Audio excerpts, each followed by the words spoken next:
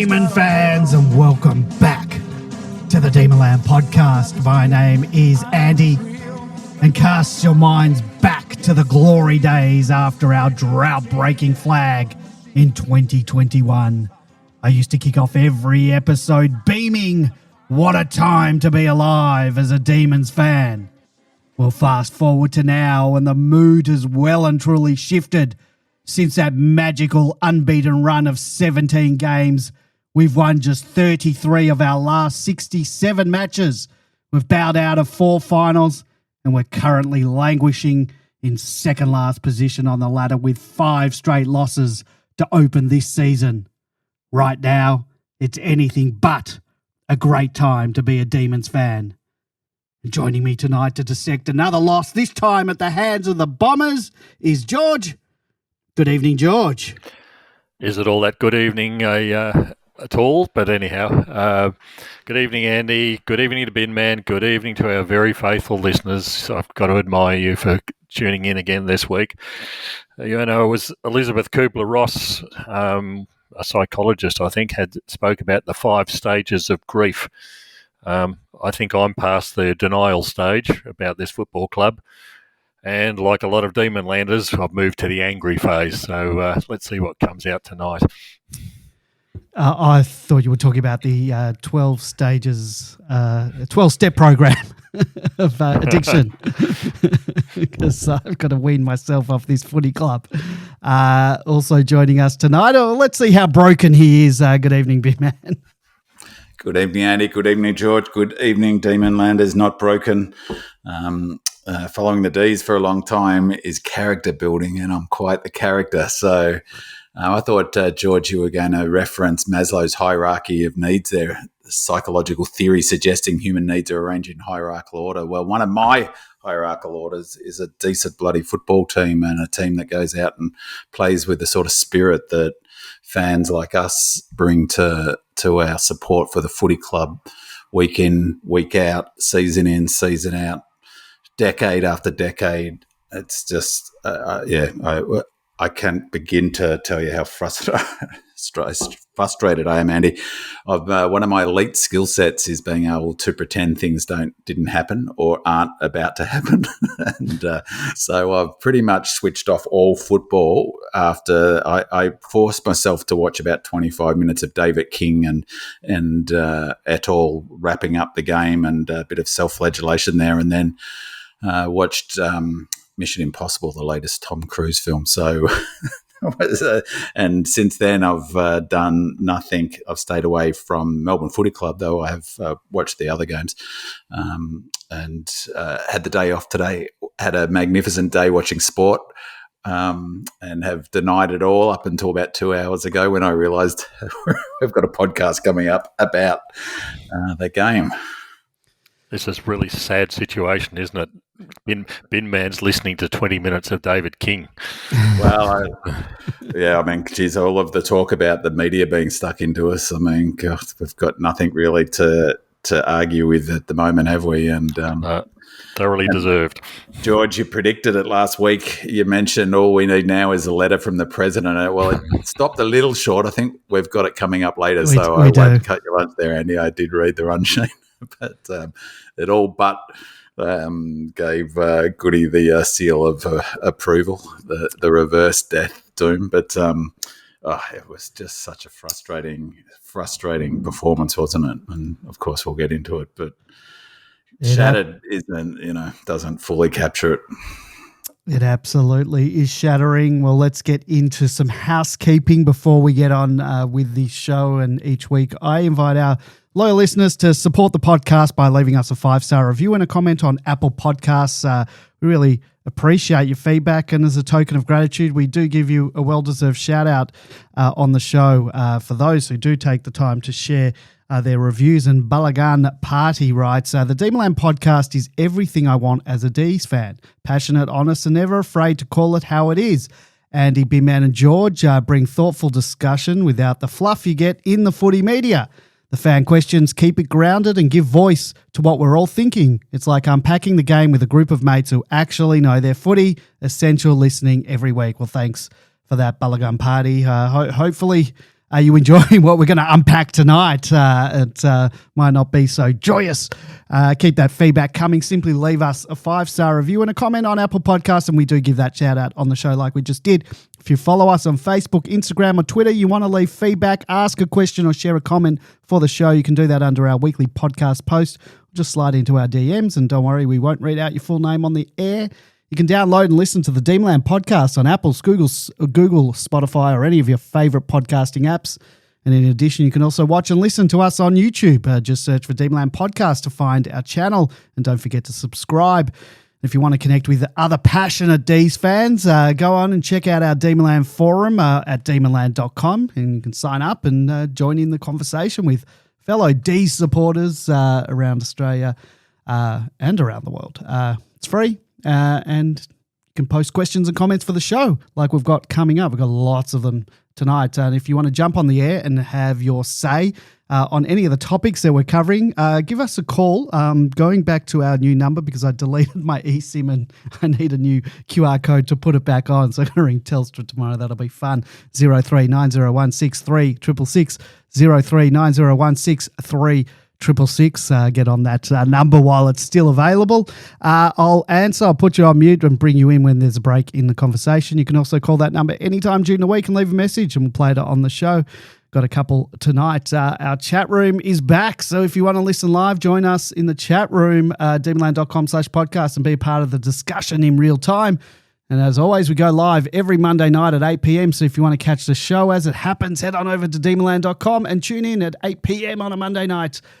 Let's get into match overview. The Demons suffered a significant 39-point defeat to the Bombers at Adelaide Oval during the gather round, marking their worst start to the season since 2012. I think each week we lose, it's marking the worst start since 2012. It's a popular year for bad starts. We had a 0-5 record at that time too. The D's were somewhat competitive early, trailing by just 6 points early in the second quarter. However, Essendon seized control with a 5-goal run, establishing a 35-point lead into the third term, and Melbourne responded with a spirited 4-goal burst, narrowing the margin to 10 points late in that quarter. Despite this effort, the Bombers dominated the final term, outscoring the Demons 5-1, culminating in their 39-point victory. And Melbourne's forward efficiency was notably poor. Despite leading the inside 50 count 51-43, they managed only 8 goals, converting at a rate of 11.68%. In contrast, Essendon capitalised on their opportunities, highlighting the Demons' issues with forward structure and execution. Captain Max Gawn delivered a commendable performance in the ruck, especially after Essendon's Nick Bryan exited early due to injury. And Melbourne edged out Essendon in clearances but failed to translate this advantage into scoreboard pressure. And Bailey Fritsch showed glimpses of form with a goal that ended a streak of 7 consecutive behinds. And Kezia Pickett also contributed with a goal, marking his first for the season. Post-match, Coach Simon Goodwin acknowledged the team's challenging position, expressing confidence in his ability to lead the club through adversity. However, the fan base's patience appears to be wearing thin. On Demonland, supporters voiced frustration over the team's performance and questioned coaching decisions, particularly regarding player selections and forward-line strategies. With the Demons now sitting 17th on the ladder, only above West Coast, the pressure is mounting to secure their first win of the season. The upcoming match against Freo at the MCG presents an opportunity to reverse their fortunes and regain confidence. But this Demon fan is anything but confident. My memories of Alice Springs last year are all too fresh. Want to get into your 𝗟𝗶𝘀𝗁𝘀, man? Well, as I said, I haven't. I only really started thinking about this game. The Mission Impossible film, by the way, was quite entertaining in a fashion of completely ignoring reality. So I highly recommend it. As was commendable performance from McIlroy today in the golf. So I haven't turned my mind at all to this game, and I did actually yesterday start thinking about the stats file, and of course I read all the stats. Thanks, Wheelo. I really look forward to Wheelo posting the stats from each game, and increasingly find it a little bit hard to sort of think, it really helps me understand the game. But stats are really only useful in so far as when you're playing well and you're playing reasonable, when you're playing as poorly as we did on the weekend, they're really next to useless in some regards. I was just, when I was thinking about the stats files, I just couldn't sort of think about anything but ugly stats, and so that's all I'm going to focus in on is ugly stats. It was a woeful performance. Any game plan that you bring to the table, your number one thing. So, well, first of all, before I jump in, I will have quickly talk about the player ratings. Top 5, Maxi Gawn, 19.3. 20 is an elite game of footy. Again, he was terrific in his effort and application. He was aided by, what's the name of the Essendon player who went down? Brian. Nick Bryan. And you can't knock his effort. He was phenomenal. And in our worst quarter, just about was second quarter was his best quarter. Their centre clearances, I won't even go into the numbers on this one, but you would have seen it, 12 centre clearances for 1 point. I think we scored from centre clearances. So he was giving us first use. We just couldn't do anything with his dominance, I guess, and it really speaks to I know there's a question later on about, are we relying too much on Max? What can you do when a fella plays that level of footy? Next in line was Langers. Langdon, I thought, was brilliant. His running all game was just awesome, and he can hold his head high. I was a little bit surprised at this. 𝗍𝗶𝘀𝗁𝗍, I guess he was our third-ratest player. I thought he was good, but again, his body language left a little bit to be desired, in my opinion. Salo had his best game, I thought, for a long time, and so I was pleased to see that was reflected in the player ratings. He had 13.8 for our forced-hired rating player. Another player who's having a really good season, I reckon, and he can hold his head high is Jake Bowie. I thought his effort for the entire game was really impressive. And again, the player rating stats are only one measure of a player's performance. Obviously, I think it's a good one in the sense of it's consistent and there's a set criteria, so it's less subjective. This one surprised me a little bit when I thought about it was Clayton Oliver. He was our sixth best player with 11.8 player rating points.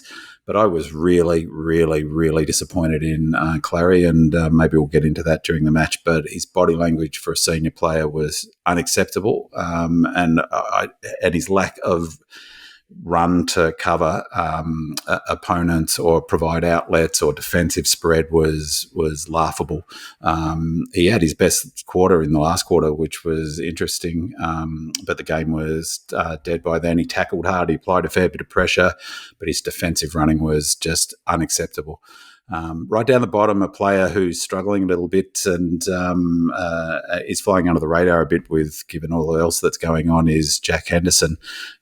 He was our lowest rated player. But another player who's struggling a bit, I reckon, as well, and was, showed that going back isn't, it's not as easy as often people suggest that halfback flank's the easiest position to play or the best position to play because you see the whole ground in front of you, was Caleb Windsor. I thought he had a bit of a mare and was outpointed a couple of times, and that was reflected in the scoring. And Tom McDonald was our third lowest. Stevie May was our fourth lowest, and maybe that's a bit tough on May. I didn't think Tom McDonald had a good game, and he's not good one-on-one, and so we really, really missed Lever. Just to highlight, I thought Harry Sharp was pretty good. He had 5.7 of which was in the third quarter, and Van Rooyen had another quiet game, and he's got something rattling around his head. He's just completely out of sorts, and we'll talk about selection. But to sort of cut to the chase a little bit on that, I was really surprised he was selected this week and Turner was dropped, and I think that was a flat-out mistake. So mainly, as I said, it was ugly. Before you get into the ugly stuff, because we don't have any talk about individual players, but you brought up Windsor. So do you think we should be playing him off half-back? Should we persist with this or move him back to a wing? Well, I mean, it goes to a question that we'll get to maybe either a little bit this week or as it goes forward. And that's, we'll talk also about Brad Green's message, right? And, I have to say one of my most strident and consistent criticisms of the Melbourne Football Club for a long time, and I reckon since Peter Jackson left the footy club, is our communication. Our communication is woeful. It is just woeful. And there's an issue that if you can that I wouldn't mind raising that. I haven't read Demonland because I've been in such a funk from after that match that it's only going to make me more furious. But I don't know if you saw. Did you watch the replay? The game on Fox. Did you watch Fox or Seven? I can't remember. I was on KO. Yeah, that was on. KO. It wasn't on 7. Did you see the wrap up after? So I watched for about half an hour afterwards, and I was almost, as I say, it was like a form of self-flagellation. I was like, "Yeah, bring it on," like David King and Jay Clark, who I actually don't mind. He is on the Fox coverage now, and he was talking at length. He was talking about the supposed meeting between the footy club and Track's parents. And there was a little bit of reporting about it. And look, this is a side issue, but it goes back to my complaint about Melbourne's comms. And so I don't know if there was something pushback about this today because I haven't seen anything. Maybe you can let me know if you've seen some. But essentially what Jay Clark said was that Melbourne Footy Club met with his parents for the first time. Now, I'd read that on Demonland or some reference to it and had assumed, and I think correctly, that they'd spoken before, but this was the first time they'd had a sit down. And there was reporting on it that not only had they had a sit down, but that they were happy with the outcome of it, and everyone reiterated, the club reiterated that they wanted Track to stay and Track was happy. That was what I'd read was a summary of the meeting. And I took from that of course they had conversations with Track's parents, but this was the first time they'd sat down and maybe aired some of it face to face. And anyway, Jake Clark raised all of that, but left it open as if, it didn't explain it in the way I just did. And Jack Riewoldt jumped all over it and was furious, was saying, no wonder they're, paraphrasing, no wonder there's, for all the talk of love, blah, blah, blah, they're a disconnected football team. No wonder they're a disconnected footy team when a guy almost dies on the field and you don't speak to their parents for 6 months. It's a complete and utter lie. And I was so unbelievably angry. It was like, and Jack Riewoldt went on about it for about 4 or 5 minutes, and Jay Clark didn't push back at all, didn't clarify it. He even at one point, Jack Riewoldt said, so what? They didn't speak to him at any stage. And Jay Clark was silent. He knows that that's not the case. Now, I know it's a side thing. It's got nothing to do with our performance, but I fully expected and hoped the club would come out and whack both of them super hard and Fox, because that is defamatory. And I was absolutely ropeable. Obviously, on the back of our performance, my mood wasn't great, but they're just absolutely not on. And Jack Riewoldt has got a thing against Melbourne, and he has for a long time. And that just like for another bonehead footballer coming into the media and having a bloody voice and then running our club down, I was so furious. And all of them, surely there's a producer talking to these whackers in the ear saying, no, clarify. They've spoken to him. Multiple times we spoke to his parents.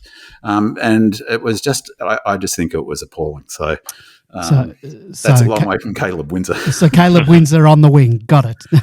Caleb Windsor on the wing. It goes to the question of, are we at the comms? Are we in a rebuild? Are we dedicated to playing this style of game? If we are, then we've got to stay the course. Like, you can't decide we're going to go to a new game plan, which is what Green references in that bit of communication. That's what he referenced before, and that's what infuriates me about our comms, is that if that's what the football department, the CEO or the interim CEO, the president, the coach, if that's what they want fans to sign up for, a new method, well, that's what we've got to play, and we've got to hold our nerve and play Caleb Windsor at halfback flank. He's there for not blink 4 losses. And it feels like we're blinking already all over the place. I mean, we don't have effort. We're not bringing effort to the table. But nonetheless, if you're committed to a particular method and a game plan, a key part of that is you need run from the halfback flank. I mean, I don't know if you boys watch much football on the weekend. I watched Port on the weekend, and I had a big go at Port. I was super confident Port would win that game because I knew they would come out firing, and I knew that they would press up hard on the Hawks and create pressure on the ball carrier. And that's exactly what they did. And they played Butters off the halfback flank, who's quick, dynamic, everything that we want Windsor to be in that position. So it goes to what we want. the club is saying to the fans, well, we're going to play this way. We're going to stick with us. We're going to play the method. Well, what I expect them to do is explain what method we're going to play. And if you want our support that he's asking for in that missive, well, then explain what we're going to do. And then let's see the evidence on the weekend. You can't explain what you're going to do because you can't give away your game plan. Well, you can in generalities. We're going to we can because it's not going to half-back flank. That's why Windsor's playing at the half-back flank. I mean, that's what the, so I think we've got to – he didn't look defensively strong and he hasn't. But, yes, if that's the method, I would be playing him at half-back flank. You've got to give Windsor some free rope. I mean, he's got all sorts of supposedly senior and experienced players around him who are underperforming by any measure whatsoever. And this is a guy in his second year who spent half of last season on the out injured and has only just come back. So, the fact that he doesn't produce in one game, there's an awful lot of other players in that game who are just simply well below standard for what they're expected to do. Yeah, I agree with that. I don't want to knock Windsor, but to the question of playing at half-back flank, if we're committed to that method, then stick to your guns and play him at half-back flank. You don't throw the baby out with the bathwater. We've got plenty of other selections that we'll talk about during the match that I wouldn't have. And the other thing is, who in the hell would we bring in lieu of him? Well, we kept on the question playing him up on the wing, exactly, but who goes back to half-back flank, particularly with no McVie? Yeah. So, Judd McVie might be back in the next week or two, but yeah. Yeah, but I mean, is he going to come straight back in? He's had 3 months off legs almost. That's been a pretty serious injury. Yeah. The only good data. So before I get into your ugly, sorry about that.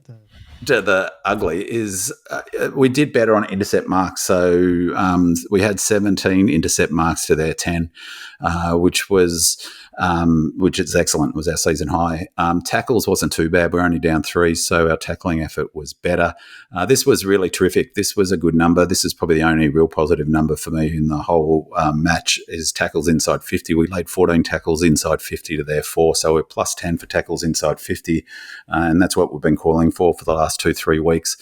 I don't know how many of those tackles were effective because we still couldn't trap the ball in side. So the ugly. I wonder. There's a question later. Someone talks about effort and tackling, and up at half time there were 9 players that hadn't had a tackle. 10 if you include the sub. There wasn't on, but we won't include him. So I wonder how many of those tackles you just talked about were in the second half after they might have got a bit of a spray. Hopefully, or in that third quarter when we noticeably. I'll get to that in a second. So, stats, talk about, they're useful as a way of helping understand things, but they're symptoms, not cause stats. The 2 stats I just wanted to highlight were one's is a symptom of the other in a way, and the second one is a symptom and also a cause to a degree, if that makes sense. So, uncontested possessions, there was a lot of talk about this. They had 297 to 218, so what's that, 79 more uncontested possessions. And there was a heap of conversation about that in the call during the match, as I said, in that, and also in the 20 minutes or so I watched post-match. And what that tells me is that the teams are deliberately going in. So I'm not sure if you saw any of the post-match wash-up. Draper was interviewed maybe I watched for about 45 minutes after. They interviewed Sammy Draper, and it was embarrassing. It was totally embarrassing for the Melbourne Football Club. He was asked about the uncontested possessions. Why so many? This is the week after Geelong had the most uncontested possessions in God knows how long. It was a Geelong. When did we play Geelong? He said that they knew coming into the game that we've got to get him on the outside and spread him. And that's on the back of De Koning saying exactly the same thing against Geelong. We know when we play Melbourne, you've got to get it on the outside and make them run around. And I can't recall, there was a match last year, was it Freo or one of the other games we played, where one of the players said exactly the same thing. Against Melbourne, if the way to do it is to spread them, to run them around. And that's what they did in the first quarter. And why it's embarrassing is because it highlights all our problems in one thing. So it's a symptom. 290 to allow that is, particularly after what Geelong did to us, comes down to this number. So our pressure rating in that first quarter was 150. Theirs was 180, a differential of 30. That is not even anywhere close to AFL standard, and it's at the heart of why I'm so furious. It was, the passion that we bring to the club as supporters, the passion that Brad Green tries to leverage in that letter that he sent out today. Well, that's what I expected to see in this match. That's what I fully expected to see. I hope to see it at least, perhaps, and it just was not there. One of the things about the pressure stats is corralling and pressing up is counted as a pressure. So why I say those two, the first one, the uncontested possessions, is a symptom to a degree of the second, is that when you are pressing up the way Port did to Hawthorn, take away their space. They kept on pressing right up onto them so that they couldn't move the ball. They chipping it around. Hawthorn chipped it around. There was a Port guy right up in his grill. That's what all clubs, when they're playing their best footy, that's half of the pressure. When you don't do that, when you drop off them, when you let them have all of those uncontested possessions, that's when you get this naturally low pressure number. But 150 is just unbelievable. In their peak in 23 when they won the flag, sometimes the Pies would win games where they had a differential in the pressure rating. They were the only club to do it, and that was because of their method of spreading it. So the more you spread it, the less contests there are, so obviously less pressure is. To come out in a must-win game, 4 down, the club in some state of shock against an old rival like the Bombers, to come out and only have a pressure rating of 150 in the first quarter to their 180 was unacceptable. And I cannot believe halfway through that second quarter, I was as close to stopping watching a game of footy as I can recall just about ever. I was so furious at our effort. Our effort was so painful, but our pressure was non-existent. We were not running to cover people. We were not getting up in their grill. We were letting them. We weren't pressing up at all. It was just appalling. That third quarter, I show the differential. So I cannot believe Brad Green referenced that third quarter, and I know we're going to talk about it and in that letter, because that third quarter made it all worse. Like for 10, 15 minutes, we played good, reasonable footy. That was because our pressure rating in that quarter, our pressure rating was 186. And I'll bet you any money it was 186 or 200 to about the 20-minute mark, and then it fell away to their 183. It was the only quarter that we had more pressure than 186 to 183. It was the only quarter where we looked like an AFL football team that had some sort of ability to play, not even the sort of way the footy's being played, but just a generally accepted pressure level. Doesn't matter what method is playing. I don't think you need to play, we'll touch on it a bit later, but I was been thinking about David's question from Adelaide about, well, should we go back to a older method and contest? Every single game plan depends on pressure and contested possessions and energy. And in the post-match game in Port, the players who were interviewed, they said, what was the turnaround? What was it all about? Pressure, contest. They all said the same thing. 150 in the first quarter in a must-win game was seriously just not acceptable, totally unacceptable, and I expect more from the players. There could be Goody will get a lot of criticism, but for me, a lot of it sheets home to the players, and in particular the senior players.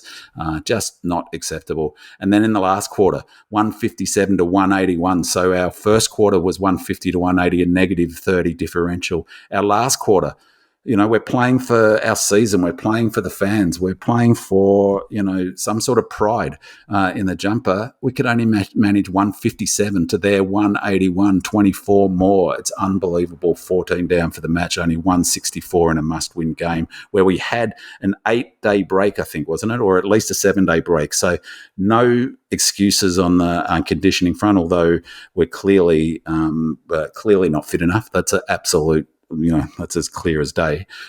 But that does not excuse the lack of effort and pressure. And that tells in the post-clearance contested possessions. I said last week that it's the most significant contested possession data there is. Hardwick has, put emphasis on this for a decade or more. We were negative 22 for post-clearance contested possessions. They had 90 to our 68, and that says it all. Again, smashed on turnover. They scored 52 points. It's, they're all interconnected to the pressure. Pressure's the most important stat. Without it, you're not winning any games of footy. You're just simply not. And you give up on turnover 52 points. A lot of that comes back to our poor decision-making kicking, but theirs was just as woeful. I've joked on the podcast before about back in the old days, in the horror days of the late 70s and 80s, going to footy matches and, yelling out when we're smashed by Hawthorn or whoever, that, a good team would have beaten us by twice as much. Well, a good team would have beaten us by twice as much. Some of their kicking was as woeful as ours, but where that was most evident was, there'll be a bit of talk, and we'll talk about it later, about the forward line. Centre bounces, despite our centre bounce dominance, we only scored 1 point from centre bounces, but that was as much about how we exited our kicks, our last kick inside 50. In fact, I'd say it's almost all of that than the forward line. Again, we'll talk about it later, but the forward line, of course, you can criticise that, but it's the kicking inside. So, again, 25 points from turnover, another bad stat. So, I could have picked out a million more ugly stats. There was just, any number of stats you could point to, as a shocking performance. But allowing those uncontested possessions is about attitude, and it's about not coming to play at AFL standard level of pressure. 150 in that first quarter. Heads should roll in this team. There should be people dropped from this performance, and I would go hard if I was coaching the footy club, because it was just not acceptable. If you were one of the coaches, Ben Man, and you just played the Geelong game where they had some extraordinary number of uncontested possessions, surely part of the game plan that you would have supposedly trotted out for this week would be, how are we going to stop uncontested possessions in this game? There's an easy way. I didn't detect any. Well, there's a dead easy way that requires effort, which is just working your gut like your butt off to push up and not allow them. If you watch that Port game, Hawthorn were desperately trying to get control of that game by short kicking it around, and Port would not allow it. They pressed up their half-back line super hard. They rolled the dice. They had someone like Butters who pressed right up. That's why you need Windsor at half-back flank, because when they did turn the ball over, he had the wheels to get back and defend on turnover. But they were pressing up so high, and you could just see Port's, and I knew they'd bring it. That's why I backed them. But that comes down to the coaching as well. So Port had a plan. You don't let Hawthorn have a free run, and surely after the Geelong game, we should have had the similar sort of plan. If the players aren't doing it, the coaches aren't as well. Maybe your training session, you say, okay, you've got to go to that position. You've got to man up on him. For a simple sort of solution. Sure, there was that may be no evidence of that. Have you guys not seen what's been happening the last few years with our coaching? They don't change anything. They trust in their method. We'll just beat them, rather than say, we've got a problem here, we need to do something differently. What can we do differently? No, we're going to trust in our system. The system's not working. So the players... Trump maybe the players aren't responsible. The players do about our game plan at the moment. They've got no faith in that system. But I take your point, George, in terms of the coach coming in, and I'd ask two things. What about our controlling the ball? That's what we did so well against the Giants. It looked like that's what we'd trained for in the off-season, us controlling the football, where we struggle to control the football. But one thing, though, I would say is, yes, I agree around the coaches having a plan, and you don't allow those uncontested. But what I really, really worry about, more than anything, to be honest, is that they did have that plan and the players couldn't be bothered implementing it. Because, as I said, we can criticise the coaches and we can say what they're doing, but if your players aren't, there's no hiding out in a footy field. And like I said, I watched, as best you can on television, Oliver really closely. Some of his defensive running was just unbelievably subpar. And, the coaches can take the horses to water, but they can't make them drink. And I totally agree with that. The number of times, again, you can't see everything on the television. The number of times we had players just defending grass. And pointing. Stick my head in, pointing as if there was footage they showed in that 40 minutes I watched after the game of Clary, and Track was, he had a good game, but also he doesn't, he's a bit slow defensively. But, it was, there was a lot of 150, that's my point, is that number, if you press up, if you see Port's number, I don't know what it was, but I'll bet you in that first quarter, Port's pressure rating was up around 200 because they were busting their guts every time a Hawthorn player spread the ball to run over and make sure that it was difficult to move the ball on from that point and not allow them the chip mark. All right, before we get into our listener questions, we do have a caller on the line. Welcome to the Demonland podcast. Who am I talking to?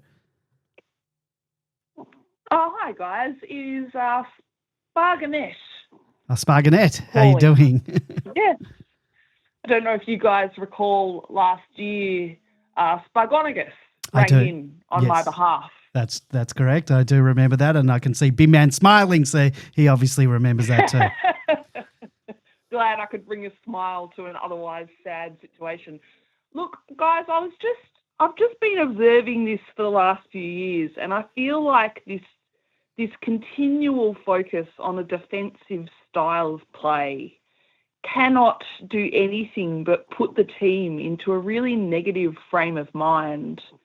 And this behaviour of starting a game and almost waiting to see what the opponent is going to bring to the table and then try and determine how I might respond to that seems to be something that's been so deeply ingrained into the mindset and the culture of the team that I just can't see how they break out of that and start to apply their own style and brand to the game from the outset.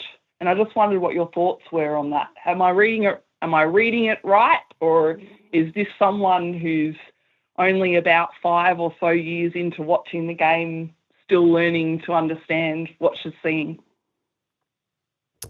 B-Man, you want to take that? Yeah, look, partially, yes. I mean, I think, yes, we're going to talk about that a bit later on, I think. But, clearly one of the problems is that you've got one of the challenges Goody faces is that we are trying to implement a new method. And as I was at pains to say last year, we were trying to implement that method last year. I don't actually think that we're trying to copy necessarily the Hawthorn model, or I've been arguing for a while now that Goody's trying to implement a sort of hybrid between an attacking game and strong defence, and it's what the Suns are trying to do as well, I think. But they. I think it's in football at the moment, as it is circa 2025, is 100 points is the benchmark. When Melbourne were up and about, we were keeping teams, I think, from memory. Remember after the flag, Andy, there was talk about we had a fixed number each week that we're keeping teams under. It was 65. 65 or 70, yeah. Yeah, well, that number now has to be 100. We keep teams under 100. We win, but then we need to score 100. So I think it's more, I think the challenge is you've got half a team who won a flag playing a defence-first model and all of that was drilled into them. And, they had the ultimate success. Can they transition to a more attacking mindset? I think there's a real challenge. Players like Lever, May, even Viney. You can see under pressure, Clary as well, and I have to say Track as well. Under pressure, they revert to, it makes sense to a degree, and, playing a method that won them a flag, which is kick long under pressure and then look to trap it in.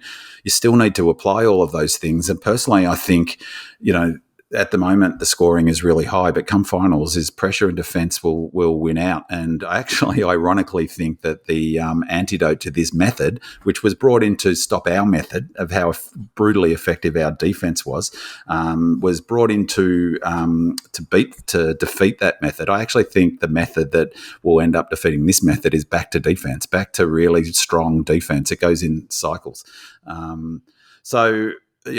My sort of short answer would be you've got half the team who have played in a particular way that's won them a flag, and another half of the team who are wanting to play a sort of get the ball moving quickly method that perhaps they've played as juniors and they've been watching for 2 or 3 years, and it's really difficult to implement a new game plan, and we're totally struggling to do so at the moment. 𝗟𝗶𝘀𝘁𝗁, anything else? Oh, look, yeah, thank you. I think that's probably right. I think the challenge then comes to the fundamental one that we're all grappling with, which is Goody the one who's going to be able to take us out of that, or is he so deeply entrenched in that mindset and culture that we need someone else to help bust us out? I don't think he's. I think he's genuine. I mean, it's easy to forget how attacking he was in 2017 and 2018 as a coach. So it was after, we were the most attacking side in 2018. We're the most exciting team to watch when we're on. And he recognised that wasn't going to get the job done, and then changed his approach to be a much more, defensive coach in terms of, our one wood and our DNA being defense and contest. And so, I think that it's not like he's fixed in that particular model. I think he's innovative enough. I would say, has he got the teaching ability or the mindset to be able to change a method? That's the challenge for him. That's the real challenge. And I think that's the real challenge for any coach who's been around for a long time, who goes to their third, method essentially. So, for me, that's the question mark, is has he got that ability to bring the club forward playing a new game method? And we'll get into it a little bit, but selecting a whole bunch of players who were stuck in that old style probably doesn't help. The clock is ticking. Well, thank you, 𝗟𝗶𝘀𝘁𝗁. Really appreciate the call. Bye. Have a good night. Bye. All right, that was 𝗟𝗶𝘀𝘁𝗁. All right, let's get into our listener questions. Lazy writes, I asked this last week and I'll ask it again at 0-5. How do you sell hope to a supporter base? We're talking about fans who paid more than ever for memberships, just lost to a team holding our first pick, watched us concede uncontested marks and barely lay a tackle in the first 5 minutes. How do you sell to the fans that it's still worth turning up to the footy every week for the next 5 months? What's the selling point? We're grateful Melbourne supporters. We'll always appreciate what we achieved in recent years, but we've also spent a lot of our lives as the punchline to a joke. And now, with a long, potentially painful season ahead, that old feeling is creeping back in. The whole new week, fresh hope message is wearing thin. Every game feels like a replay of the last. Many of us will still show up because we're rusted on, but we all know what happens when the hope dies. The crowds disappear. And let's be honest, we'll probably see that again soon. So to you guys, and I know all three of you will keep going, what would make you want to go to Melbourne games week after week for the rest of 2025 if you were one of the fans losing the faith? So, big man, how do you respond to fans like Lazy, in fact, a large portion of the Demonland community or the wider D's community who are trying to find a reason to keep believing? Well, I'd say that people's frustration and upset is completely justified. And I was thinking about it over the weekend, being so devastated about how we're travelling and about another loss. And it's, but it's long past asking the question, it is, should I be this invested in a footy club and a sporting team? And the reality is I am.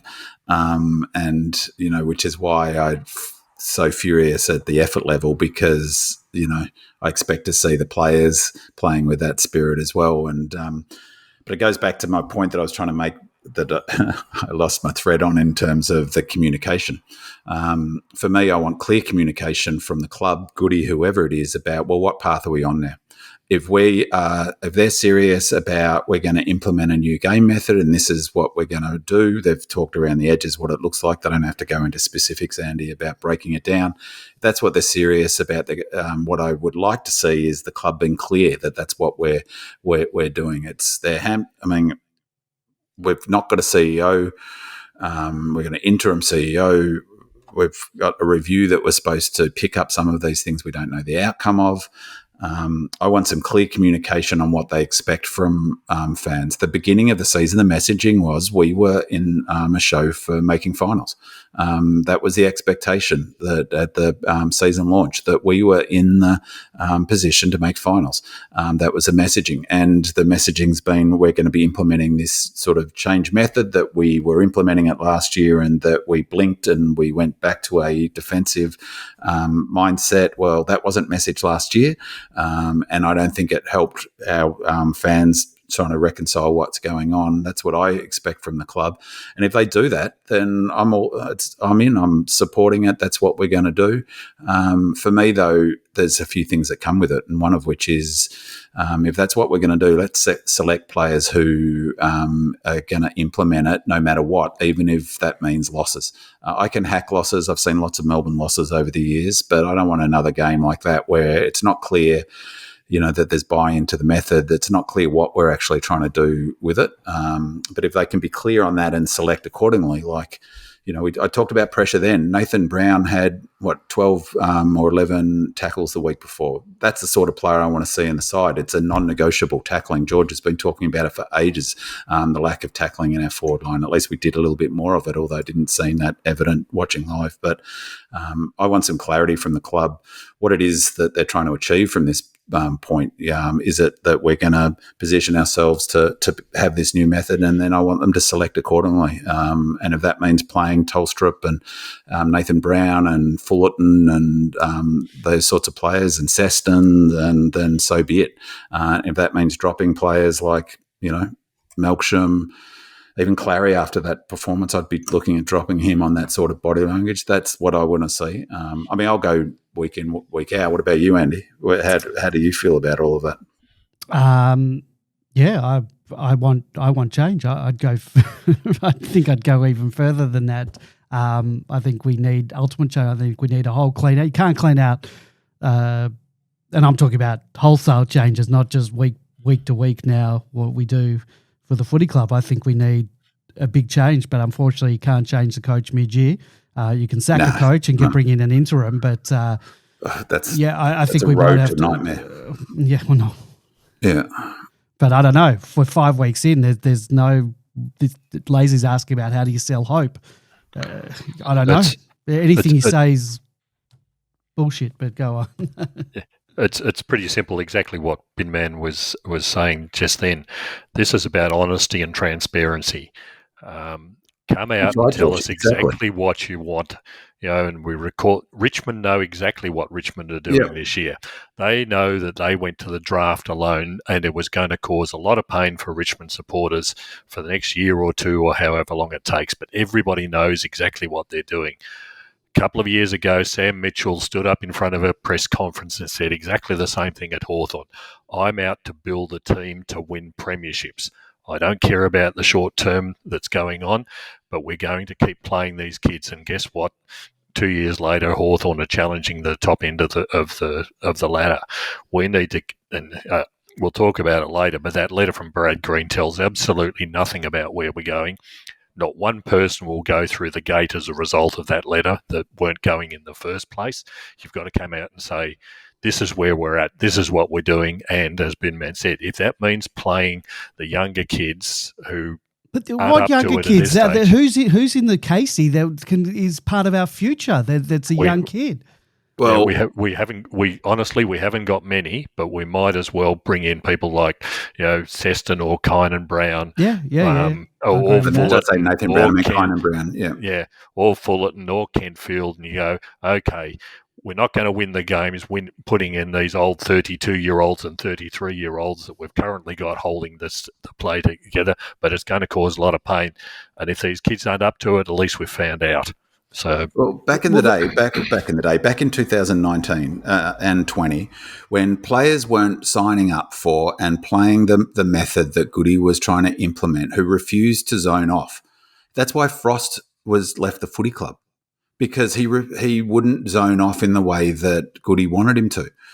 Goody was, we talked about it last week. He was hardcore in that year. He got rid of Watts. There was a couple of other who that comes to mind who escape me now. Kent, and he was brutal about the method and saying, "This is if you don't buy into our zone, then you're not playing in this team." Now, that's what he's got. That's what I want to see. I want to say this is the way we're playing it. So what, and in terms of not giving away tradecraft or whatever, say this is how we want to play it. And this is exactly the sort of fundamentals of how we play. People who don't want to play in that method, we're not going to select you. And whether that's a Oliver, whether that's a Half the team don't want to play that. You can tell it must be. What are you going to do? Sack them all? So the question is, and we've all been here before, haven't we? At times where we go, we weren't thinking round one we're going to be looking at a rebuild. No. But if they've, so the answer to that question is, if I will put my faith and support behind the club if this is the direction that they want to go, but they need to be clear about that, and then they need to make decisions accordingly about and select players who will play with that method. Yeah, look, I agree, but I agree with George saying that if the club has to be honest in the direction they want to go and say we're going to play the kids, but I think the club, the people behind the scenes, I don't have any inside information or anything. I think they're a week away from sacking the coach, so they're not going to come out this week when they're trying to get people to the Fremantle game and go, don't worry, we're going to sack the coach in a week or two.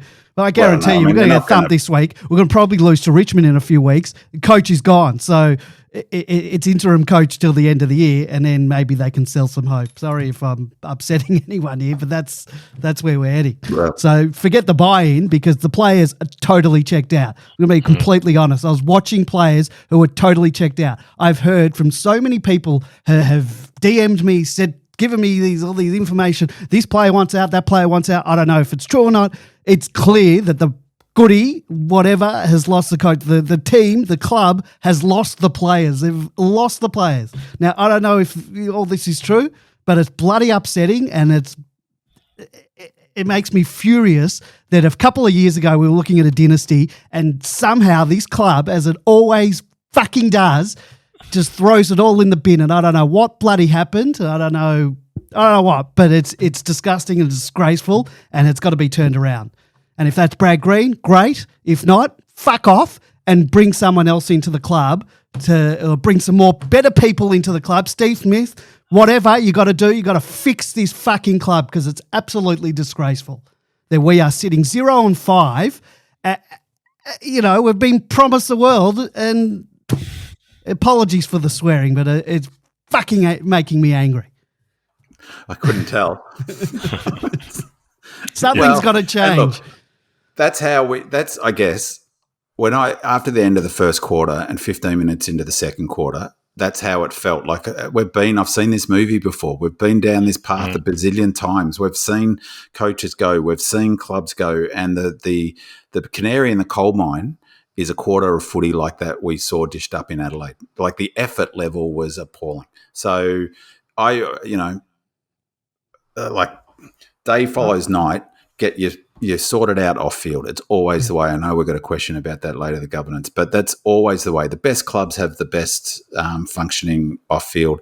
But still, all of that aside is that I'm not going to give the players an out. I refuse to let the players off the hook. It just drives me nuts. Neither am I. Like you see Langdon in that game, Langdon run himself into the ground.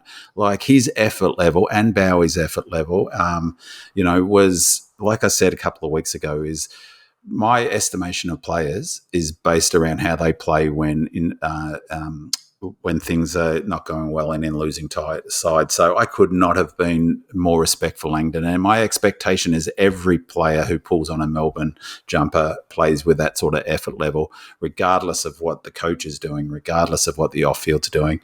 I know that's a bit unreal and naive. That's not how it plays out, but that's how it looked. There was, exactly as George said, a lot of covering grass and a lot of finger pointing, and then, Yeah, and it's an indictment on the players as well. If Goody's lost the players, if that's what it is, it's an indictment on the players as well for them to throw the baby out with the bathwater and to not give their all for the jumper because they don't agree with the coach's game plan, they don't understand it, they don't like it, they don't want it, whatever.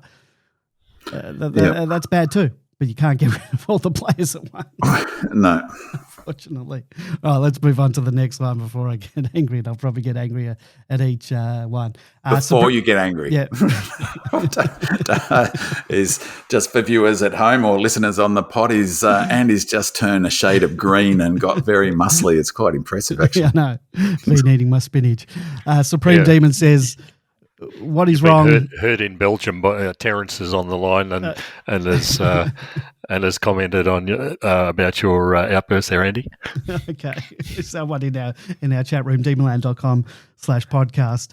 You can find that if you are listening live. Supreme Demon says, what is wrong? What is going wrong with this club? Do the Melbourne players have any respect or loyalty for the jumper? I believe, sadly, that Simon Goodwin's position as coach has become untenable. We owe him our gratitude for the 2021 premiership, and we always will. But it's time to address the rot that's set in. A coaching change is needed. It's not a question of if, but when. In under 4 years, we've gone from breaking a 57-year premiership drought to becoming a laughingstock. It's a staggering fall from grace, and it simply can't be tolerated. Whatever unfolds this year, one thing is clear: massive changes are needed, and yet another full-scale football department review must take place at season's end. No one should be considered untouchable. Heads need to roll. Doug Reamer says Goodwin, Lamb and Griffiths all need to go. The game plan stinks. Recruitment stinks.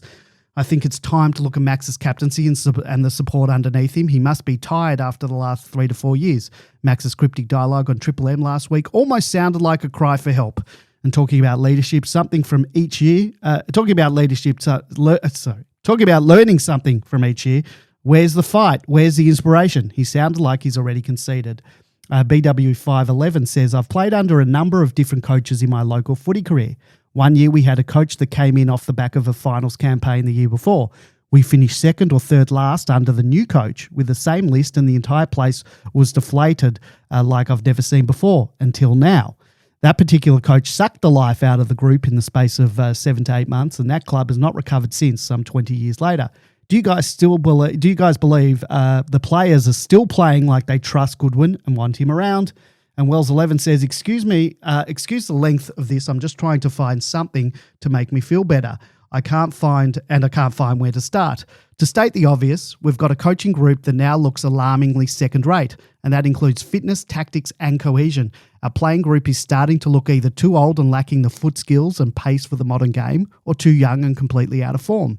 Honestly, it's giving me the old Neal era vibe, like the coach has lost the players.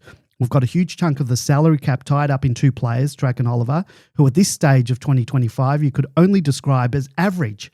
𝗍𝗲, arguably our best player right now, looks like he wants out. And perhaps worst of all, we still don't have a home base. And in this economic climate, it's hard to see that changing anytime soon.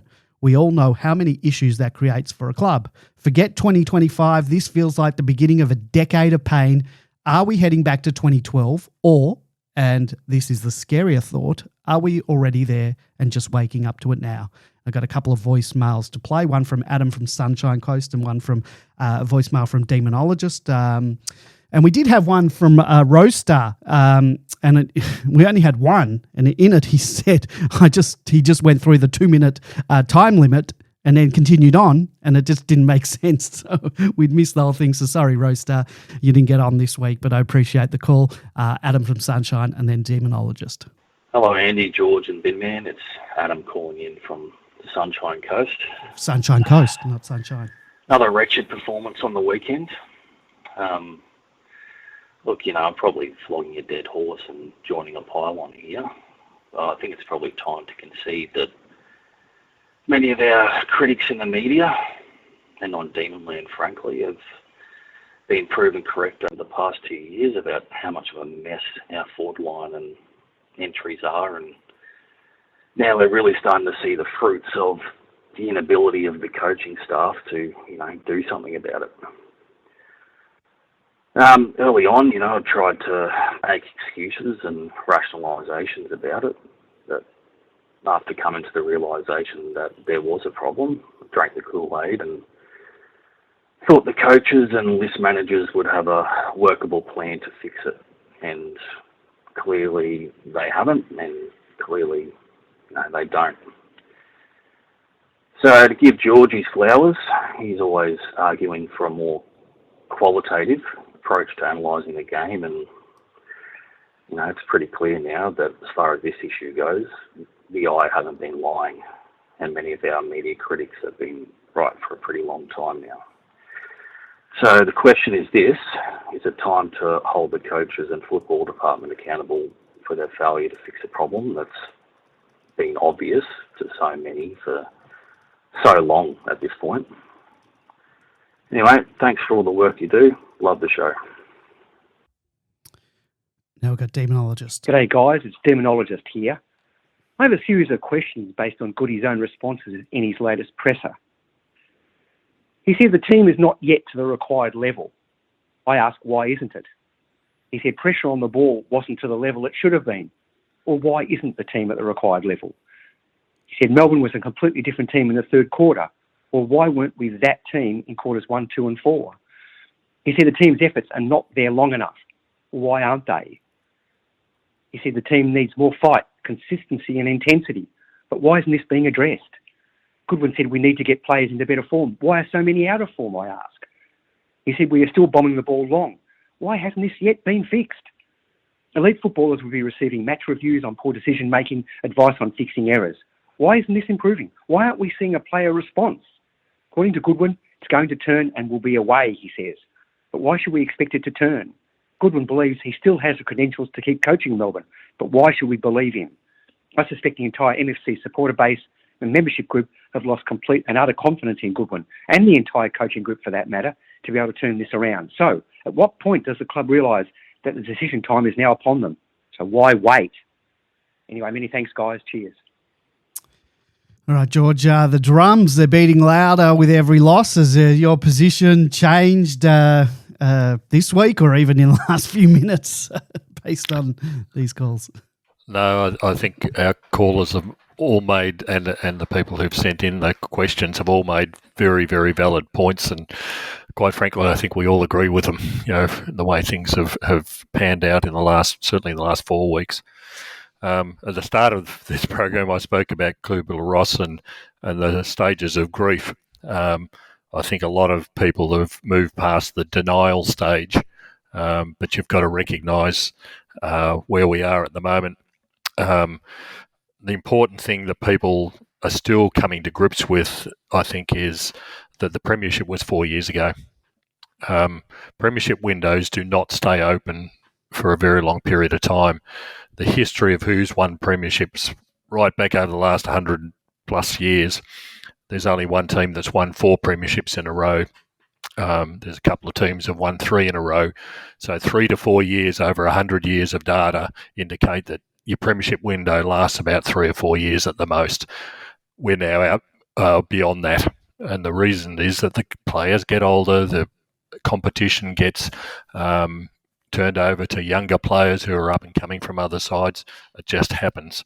Have a look at Richmond today. They won a premiership 1 year ahead of us, and now they're sitting, in pretty similar sort of position in terms of wins and hopes.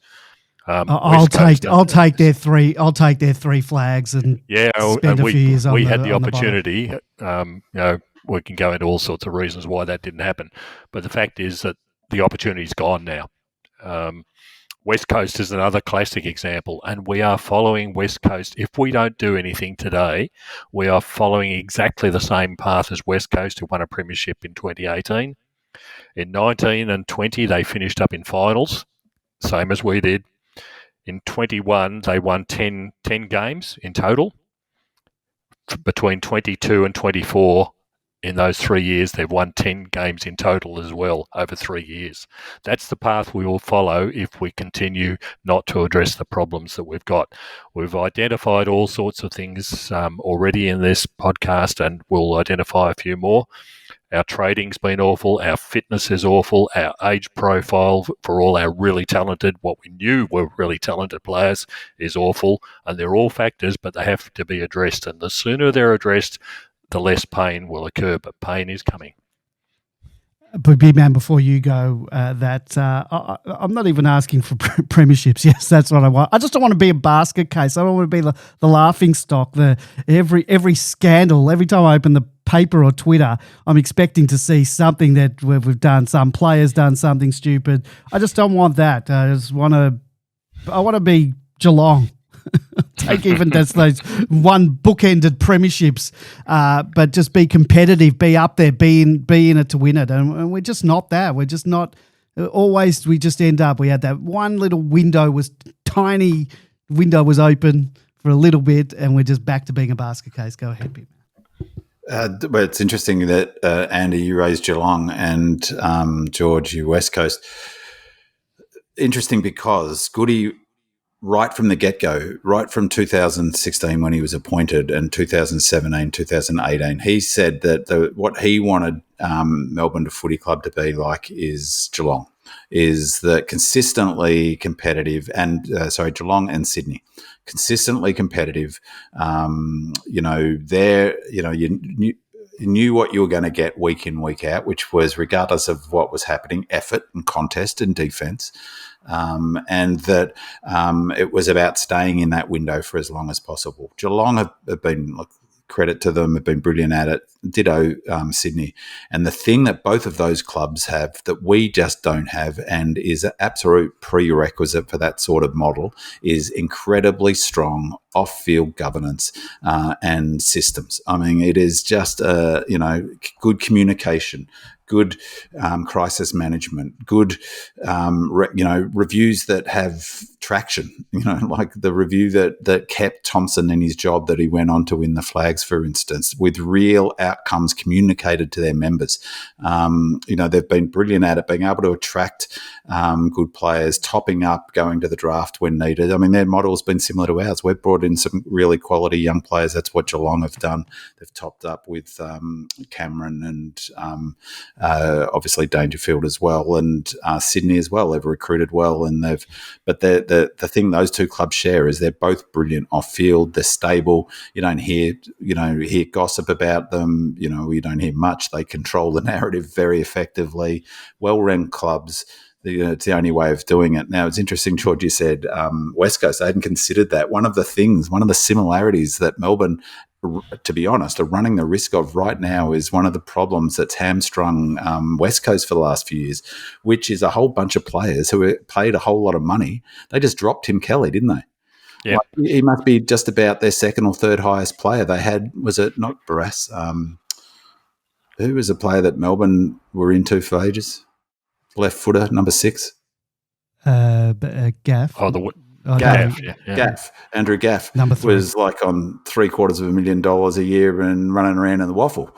They've got, we run that same risk of having players who are being played heaps who aren't, going to be part of the next premiership, or at least not, a bridge to the next premiership, like, Clary and, I'm not necessarily putting Track in that basket as well, but and Viney, and do you know what I mean? We've got some high end players who maybe aren't, or at the moment aren't contributing the sort of work that we need them to contribute, and on top dollar, and so make it difficult then therefore us to spread that money around and bring young players in like the way Richmond have.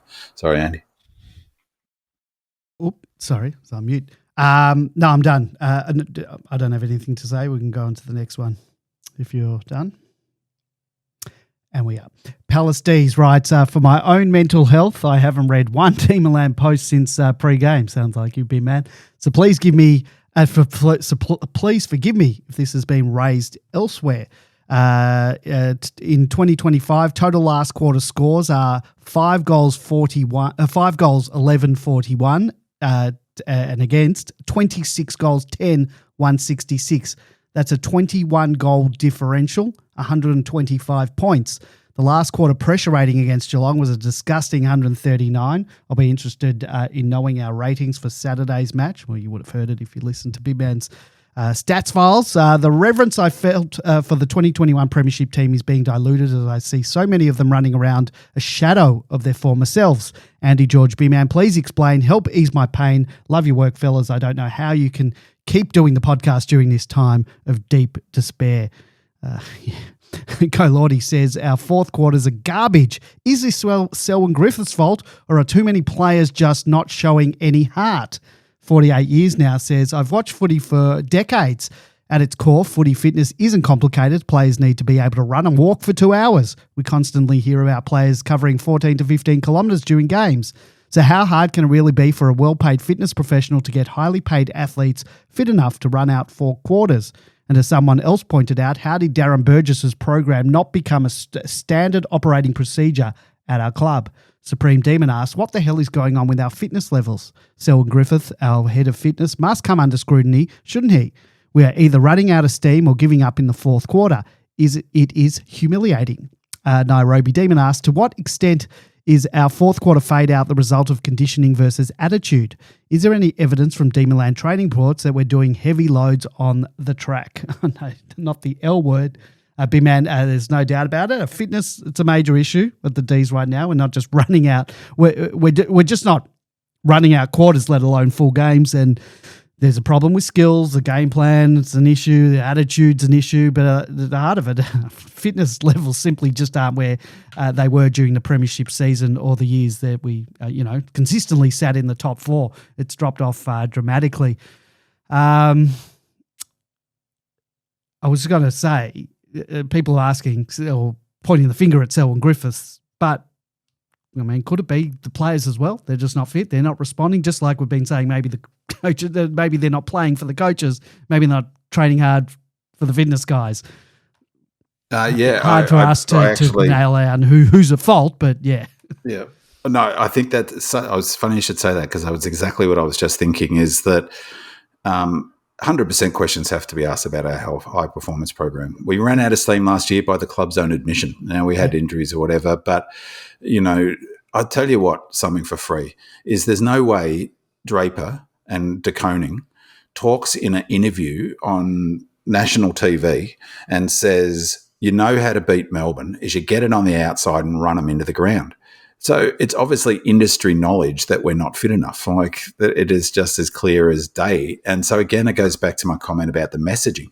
So the question I would ask, if that's the case, and we're clearly not running, I mean, the data is, it's of course attitude's part of it, but the two are interconnected. If you're knackered, you're like, as much as you want to try hard and get to the next contest, if you can't do it, you can't do it. But of course there's an attitude thing, and that was why I was so furious in the first quarter. You're as fresh as you're going to ever be in that first quarter and the third quarter. They're the two times you get a break at things, so to refill your batteries at halftime and obviously coming into the game. They're your two key quarters for when you're going to be as fit, as in good condition in any given match, and our effort was woeful. So attitude is there, but the numbers are off the charts for our last quarter. They're just unbelievable, like historically off the charts.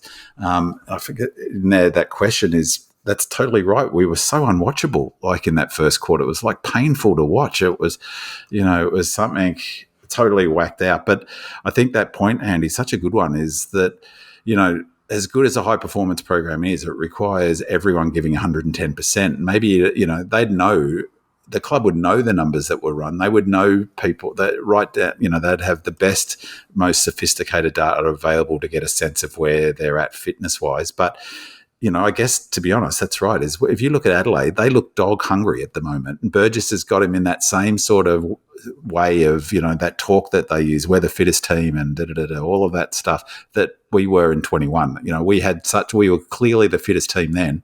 You need to be at least level now, and we're down. There's no question. So big questions have to be asked about that. But I really agree, Andy. That's a totally valid and excellent question. Is, did the players do the work over the off season that we had hoped them to? And if they didn't, I've made this analogy a few times, is it's all of that work pre-season is like baking a cake. You don't actually know what it fully looks like until it's out of the oven. Well, it's out of the oven and it's gone completely flat at the moment.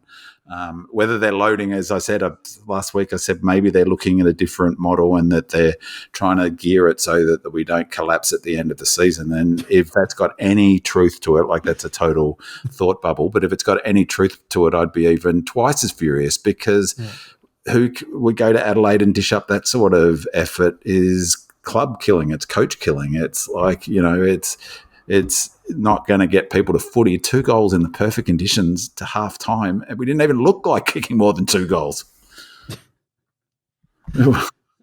George, and spare me that third quarter. I was furious with that third quarter as much as anything. It's like, what are they turning up for now? So that question, like, is it not go Lordy? Is it 48 years now? That's right. Why not turn up when they're at the beginning? No, sorry, go Lordy. Turn up at the beginning of the match. The other question, I don't know about the fitness. It certainly doesn't look very good from the outside. But the other question I do know is the age factor. You can't make anyone run faster or run longer as they get older. There's a good reason why Gout's running sub-20s. It's because he's 17 years of age at the moment. But that doesn't actually fly on the fastest. They're in their late 20s. And, but all I'm saying is we've got too many players.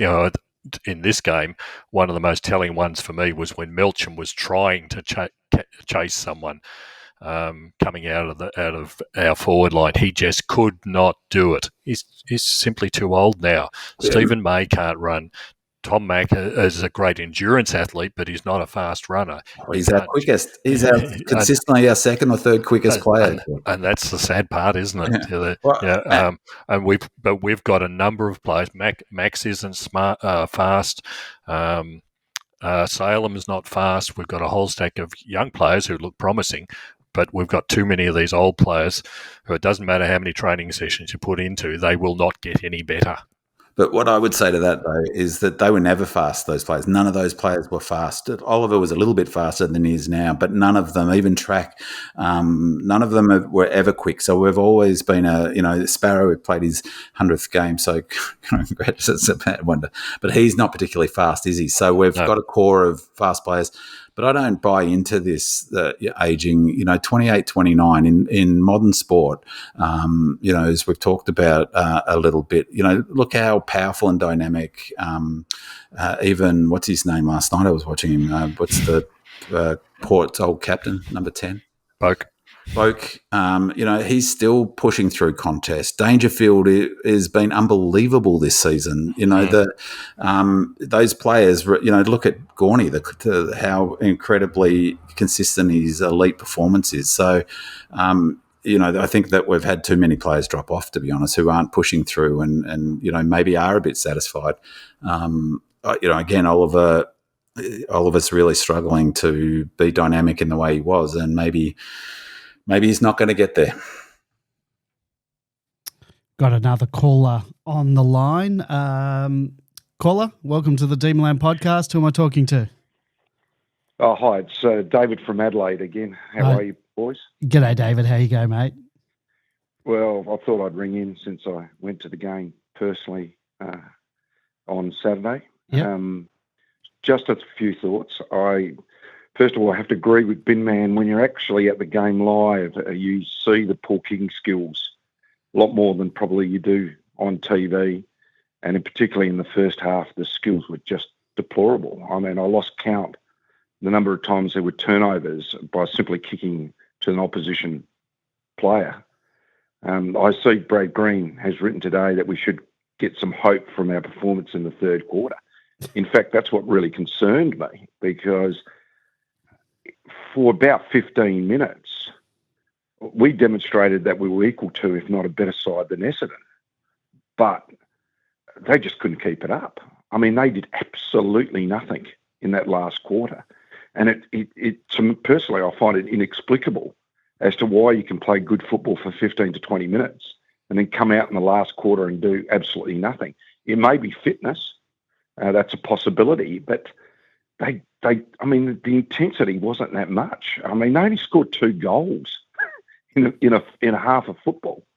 And I personally, watching the game, could not fathom as to why, after performing well for about 15 to 20 minutes, actually looking the better team and looking like they'd get over the top of Essendon, again, they did absolutely nothing in the last quarter. Yeah. It's remarkable. George, anything you want to add? Yeah, I mean, I found it literally remarkable. Yeah. Yeah. I think you're as flummoxed as we are. We're trying to find reasons, and we're hoping to find reasons, but it is simply unbelievable that a team can play that well for that period of time against what is and what will be found out to be a very ordinary side of Essendon, and then do nothing, absolutely nothing. But nothing infuriates me more than looking at the players standing still defending grass while their opponents use them as witches' hats effectively. That's all about effort. And in that third quarter, there are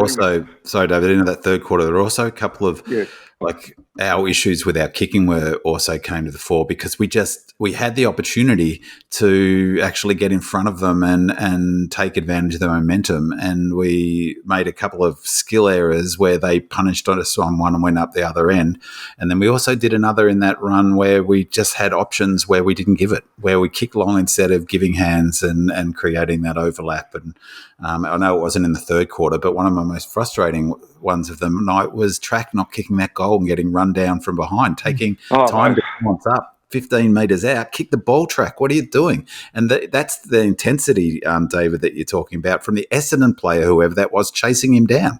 Durham, was it? It's like that, and we weren't playing with that intensity. Look, I accept we're a flawed side. I accept we're slow. I also accept that our kicking skills may not be up to par. It still doesn't explain as to how we could play in the first game of the season at the level we did and played that third quarter at the level we did and then just play in such a putrid fashion for the rest of the match. And that I don't understand, because if they played poorly the entire of the match, then you just say, well, we're just not in it in regard to it. But they demonstrated that they could be in it. And I believe that there must be things in the background which I'm not privy to and which I think most of the members aren't going on, because it's hard to explain rationally the absolute poor performance given we've got 15 premiership players, an experienced squad, and a squad that demonstrates at time, like in the first match of the season and in the third quarter, that they're capable of pretty good football, pretty good competitive football. I mean, in that third quarter, there was flashes of 221. I was there at the grand final. I remember it. So I just, there must be something going on. I mean, they just dropped their heads so quickly.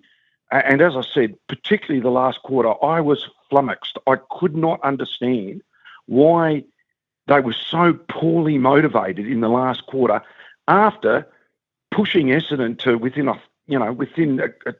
2 or 3 goals and putting themselves in a position where the match was winnable. I mean, Essendon aren't that great a side. No, they should have put us away in that first quarter. The game should have been dead after that first quarter. Exactly right. I mean, I remember turning around to people I was with and saying, well, if this was Brisbane or if this was a quality side, they would have destroyed us in the first quarter. We wouldn't have even got a chance to get back to the game. But I'm not one to immediately go to the solution of replacing the coach, but there seems to be something awfully wrong there. I mean, they don't seem to be playing for the coach. There seems to be some fundamental morale problem. As I said, I don't pretend to know what it is. I don't, because quite frankly, I'm not privy to the sort of information you'd need to know that sort of stuff. But there is something really wrong, and it's more than just injuries, and it's more than just a lack of capacity to do something. They just don't fire. It's just, I mean, as I said, I was absolutely perplexed about their performance in that last quarter. I just could not work it out, and I still don't in regard to it. Anyway, thank you very much for the opportunity to talk. Thanks, Good on you, David. Really appreciate the call, and thank you. Call again. All right. Well, I think of it, David's in Adelaide watching the game, and that question that from Lazy about the, what do you need, and about the passion of fans and how much we love the club and how much we, how important the Melbourne Footy Club is. I think of one of the regular listeners and a long-term poster on Demonland, 𝗟𝗶𝘀𝘁𝗏, who is terrific in gives us feedback about the podcasts and regularly drives interstate with his partner to watch games, and did for this game. Drove over, he said last week that he was on his way across to in the posts in the podcast thread that he was on the way listening to the podcast on the way to Gather Round for the second year in a row. That's the sort of contribution of the club that Brad Green's talking about. Well, what must have 𝗟𝗶𝘀𝘁𝗏 and his partner must have thought, in the first 15 minutes of the game, when you can always tell it's the first 10 minutes, you can tell when a team so-called quote unquote turned up. We didn't turn up, turn up for 20 minutes in the third quarter. As I said, it makes it even worse. Yeah, but the D old farts are always going to go to the game even after performances like that. It's those but the it's more others that like that aren't going to that's what come I- the next few weeks. That's the sort of passion, though, that Melbourne fans have, and that the club, the coach, the players are letting us down when they don't bring that passion to the game. And that's what, David. Even if you get flogged, you can forgive a lot when you know that your team's busted a gut and did left nothing on the table, which is what I loved about Clary last year. Regardless of him being underdone, he left nothing on the table, and he didn't on the weekend. Well, from leaving nothing on the table to the selection table, Radish D writes, this one really felt like it was lost on Thursday. How's that for a segue? The selection integrity just doesn't seem to be there. We've lost disposal and the tackle count 2 weeks in a row. Last week's individual tackle counts, May, Rivers, Spargo 0, Petrarca, Langford, Fritsch, Windsor, Henderson, Petty 1, Melksham, Chandler, Sharp 2. That's almost half the team with 2 or fewer tackles. None of those players were dropped. Tackling doesn't require skill, just effort. Yet the selection committee selected all of those players again. The only one dropped was Turner with 3 tackles and a goal. This week's tackle count, Petty, Sharp, Lindsay, Henderson, 0, Langdon, Pickett, Spargo, May, 1, Gawn, Salem, Bowie, Melksham, Sparrow, Van Royen, McDonald, Windsor, 2. That's 2/3 of the team with 2 or fewer tackles. Will the selection committee make a statement this week and actually drop some of the players that aren't putting the effort in? Curiously, over the last 10 games, we are 3rd in total pressure acts, but 17th in tackles. What does the panel think is causing that? Can we assume that our opponents know this, so they are happy to invite pressure because this isn't significant downside? And Dice notes we had 9 players without a single tackle to halftime: Bowie, Henderson, Langford, Lindsay, McDonald, Melksham, Petty, Pickett and Spargo. We have not won the tackle count all year. Nairobi Demon adds, why was Turner dropped? He came in after a 5-goal haul in the VFL, was decent against Geelong, I think our 5th or 6th highest rated player, and yet was dropped despite other players contributing far less. So, George, those tackling stats are absolutely damning, and that they probably highlight a deeper issue that's crept into the group, a real lack of effort and intensity. It seems to have infected the entire team. And do you think it's time we start rewarding genuine effort from players performing in the seniors or at 𝗍𝗄𝗃? And should the selection committee send a message by promoting those who are having a dip in the twos and demoting those in the seniors who aren't bringing the required intensity? And I know we've talked about a lot about the lack of depth at 𝗍𝗄𝗃, and we've talked about tonight. But for all reports, we have players that are kicking bags of goal there. Fullerton, Turner, others are racking up tackles like Brown. It feels like accountability has gone missing, and maybe a few selection shocks are exactly what's needed to shake the group up. There's a couple of questions here, and I'd be delighted to see some selection shocks. And we'll talk about what we think should be who should be selected later on. The tackling versus the pressure is exactly related to effort. It's all very well to chase someone, but you don't have the effect unless you actually are right, as Binman said in the Port Adelaide game. You've got to be right up in their face to be an effective chase or corralling. Tackling is tackling, and we're just not doing it at the moment, as was highlighted by our poster. So, it's a real problem. And when you're just guarding grass, you won't be tackling because you're nowhere near the player that you need to be tackling and putting the pressure on them. So that's one thing. The other thing is the selection panel. Once again this week, it was lost on Thursday, for crying out loud. Turner's kicked 5 goals the previous week at 𝗍𝗄𝗃. He's run up and down the ground, done everything he needs to do, comes in for 1 week and gets dropped. Fullerton at 𝗍𝗄𝗃 does everything he's required to do, kicks 5 goals as well, up and down the ground, running around, and doesn't get selected. So we go into the game with 1 forward. Who's a backup ruckman as well, mate. Who's a backup ruckman as well. Who's in totally woeful form. Yeah. The blindingly obvious problem with that is when he goes into the ruck, we have no one in the forward line. No tools. Yeah, we do. And we had Spargo trying to outmark Ridley in this game, for crying out loud. It was just ridiculous. And then to top it off, we take Petty out of the back line and put him up the forward line because they recognise they haven't got any tall forwards.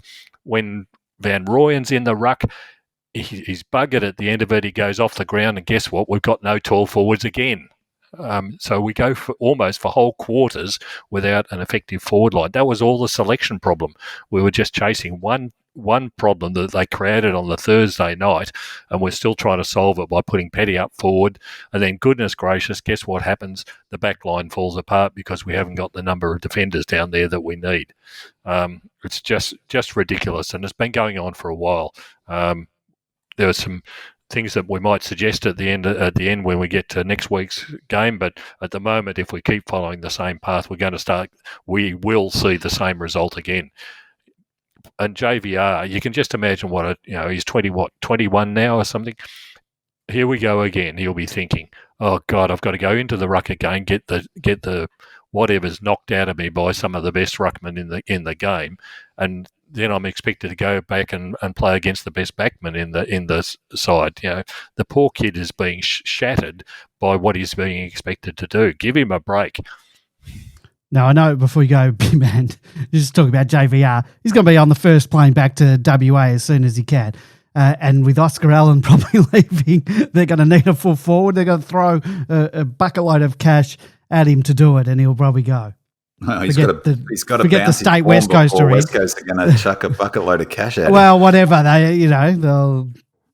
But one thing I agree with much of what you just said, George, and again, that's the sort of there's I don't know exactly what it means, selection integrity, but when you're not performing well, you bring up players who are performing well. It's like the oldest rule in the book, isn't it? It's footy 101, and Fullerton deserved to call up after we're historically poor at scoring goals, and you've got a bloke who's played 2 good games in a row and kicked 5, could have been 8, and can ruck and can be a second tall. But one thing I would say, though, is that once they made that decision to go small, okay, no worries, then again, it's the question, it's another good example. Surely the coach's message would have been lower your eyes and forwards, get on your bike and lead into space and give a option that the ball carriers coming towards the 50 can provide. There was none of that. And then on top of that, there's so many kicks. You highlighted one where it was doing my head in. Why kick to a contest when you've got small players? Is that because the Spargos or those medium players, the 𝗟𝗀𝘀𝘁𝗲s, they're not running to space to create an option? Or is it because players up the field Track and 𝗨ην𝗍 and Oliver, a bit like Spargotis, is it? Sparganet. Sparganet is Spargonicus's partner or that's what I sort of think is an example of what I meant by, a bit of that's the players, of those older players, sort of their muscle memory goes back to this old style of kicking it long and trapping it in the forward 50. Not much point kicking it long to Spargo versus, Redmond and 2 or 3 players, but they did that time and time again. I know there's a question about the forward line, and we'll unpack it a bit more then, but I think the biggest, I've been critical of the criticism of the forward line to a degree, but there was no movement. You've got to lead up at the target. You've got to give people a target. So I'll leave it more for because we've got there is a question about it. Let's go to the next one. 𝗟𝗀𝘀𝘁𝗲 Power says, people complain a lot about the forward line and coach when the midfield and the back line are just as bad. Why is this? Lazy says, people often focus on our game plan from a ball movement perspective, but things are seriously falling down from a defensive point of view, and it's been just as damaging. Right from the opening bounce, the uncontested possession differential begins to blow out in the favour of the opposition. You could blame fitness if this were only happening late in games, but it's happening in the first 5 minutes. Then we tighten up in the third quarter and surprise, surprise, we claw our way back into the contest. But by the time the final term begins, Essendon's back on top in uncontested ball and the game slips away again. This stat is becoming directly linked to opposition scoring. It's our kryptonite. If this isn't by design, then what can be done to stop it? Clintosaurus says, the third quarter showed that the talent is there, so the issue seems to be application. So why can't we string 4 quarters together? And 𝗍𝗎𝘀𝘁𝗃 says, From the outside looking in, the problem seems to be the inability to carry out the desired game plan. This has led to a crisis of confidence and a veil of negativity. Why not play hard and contested and go down fighting? This would galvanise the players and the supporters. I would definitely turn up to see that. A big man. There's a few questions. A few of these questions point to something deeper than just a structural or personnel issue. It feels like there's a bit of a fundamental breakdown happening, whether it's defensive pressure mindset or even if it's just a basic ability to be able to execute, consistently. And we've spoken a lot about the game plan and the breakdown of it. And last week, we touched on that idea that maybe they're stuck in between two game styles. In the third quarter, we suddenly played a way that we hadn't played sort of all season, and it worked, but it didn't last, as we said. And I guess, the question is, are the players no longer able? I don't know if we can discuss whether the players are no longer able or willing to execute the game plan, because we don't know that. And if it's the case, there's a disconnect, and we need to find out what can we do to turn around, or what can the team do to turn it around. I mean, there's no point pointing fingers, whether it's the coach or the game plan or whatever. But what do you think? Well, how do you think we can turn this around? Short of sacking everyone. I mean, it goes back to what I was saying about the communication. What are we trying to achieve? What is the, are we all chips in on a new method? In which case, give us some sense of what that looks like, and then everyone has to buy in it from the, as the cliche goes, as the boot starter all the way up to the interim CEO. Buy in, this is the way we're going to play, which is the weird thing about that Brad Green. He sort of touches on it, but with the, the players have to buy in. Of course, that's the sort of gift of coaching, isn't it? Is to get buy-in into a new method. And again, I hate to say it, because they drive me insane how successful they are. The Cats, Scott has done a brilliant job at tweaking game plan twice now. They went from that controller board method in 21 that that had got them a flag, completely threw that out and brought in our method, basically copied the Richmond-Melbourne method that got them a flag, and now they're one of the best transition teams in footy. That's what, love him or hate him, that's what Scott's obviously good at, being able to instill a message and change a methodology. And that's Goodwin's challenge this year, and it's just simply not possible if all your players aren't buying in. So, it's exactly as David said from Adelaide, and who's from Sunshine Coast? It was Adam from the Sunshine Coast sort of intimated as well, is we don't know what's going on behind the scenes.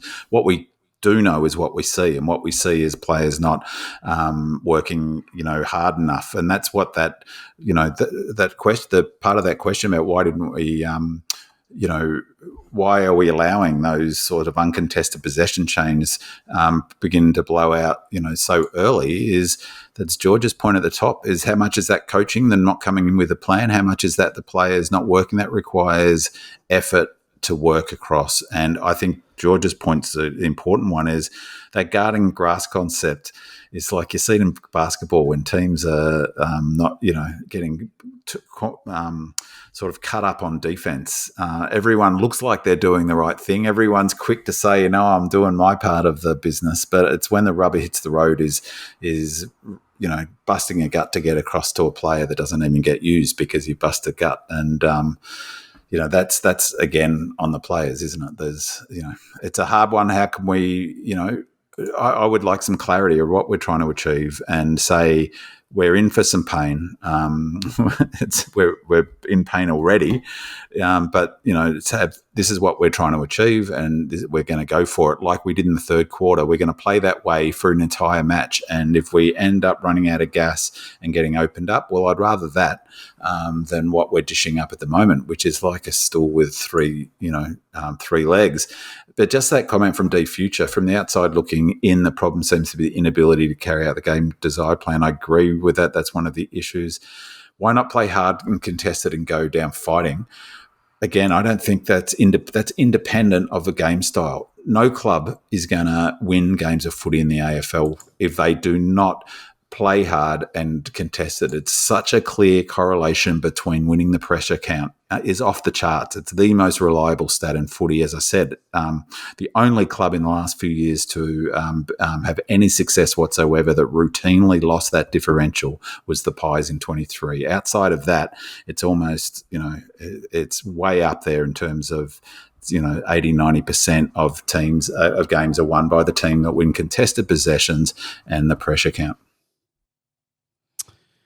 All right, let's move on. Roosted Far says, why do our forwards always lead back to the square instead of at the ball carrier? Why is JVR doing it all alone up forward and backing it up in the ruck in a game we really had to win? Why can't we fire a shot in the last quarter? Red and Blue Rising says, why haven't we got a part-time forward coach mentoring JVR? Someone like Jonathan Brown or Jack Riewoldt. Invest in the kid if he's going to be our focal point. So, George, what are your thoughts on our forward structure, how we're developing our young talent, particularly JVR? We've just talked about him. It really feels like we're mishandling the kid. It seems like he's getting no meaningful guidance off the field and next to no support on it. Every expert seems to agree that asking him to ruck's hurting his growth as a forward. As I said, I think we're seriously at risk of driving him back to WA simply because we're failing to nurture and develop him. But I think that question of why are we leading to the square instead of at the ball carrier is a pertinent question. Yeah, I think we've talked enough about JVR, so I won't rehash that. But, yeah, that is the real danger, that the kid will decide to get up and go to a place that will look after his development and his growth within the game, because he seriously is talented. But why he's not performing, I suspect, is because he's being asked to do far, far too much for someone who's 21 years old. I don't know why why nobody wants to lead. When you can certainly imagine at certain stages in the game when you've got 14 or 15 opposition players parked in front of you, you don't have the opportunity. But there were too many cases in this game where we did get the ball inside the 50. Like our centre clearances. 12 times we got it out of the centre. Yeah, and there was space there to be able to lead into. But it wasn't just JVR, who, as Fritsch was doing the same thing, looking for the cheapie out the back again. Well, ironically, when they moved him forward, George, at least he led up the guts at one stage and got a beautiful kick went back and kicked it. But it was so rare, that bit of play. Yeah, exactly. But, you've got Melcham doing the same sort of thing. Spargo's doing the same sort of thing. There was space there, and they just weren't using it. So, as outside observers, we go, well, who's teaching this? And it's pretty obvious that either the message isn't getting through to the forwards, but just as equally, it's you would think just on the numbers, the ball seems to be going in there enough, but we're not doing enough with it. But again, I don't think we're not hurting them when it hits the deck. That's where Henderson had a dark day. I was just going to say the same thing. In 21 and even the years after that, when it went into the forward line, it stayed in there. It just bounces straight back out again. There isn't the pressure, there isn't the effort, and we've got a couple of serial offenders in that aspect. I'm getting rather sick and tired of Fritschie walking around the ground. And honestly, that's all he was doing, walking around the ground when he isn't getting the ball put in front of him. You've got to do a lot more than that. And he's a player who needs to really lift his work rate and his efforts. That's how you get the results, compared to what Fritsch was doing, say, in 2021, where he was chasing, he was opening up the opportunities for people, but he's just not doing the work these days. And Melcham is so far past it.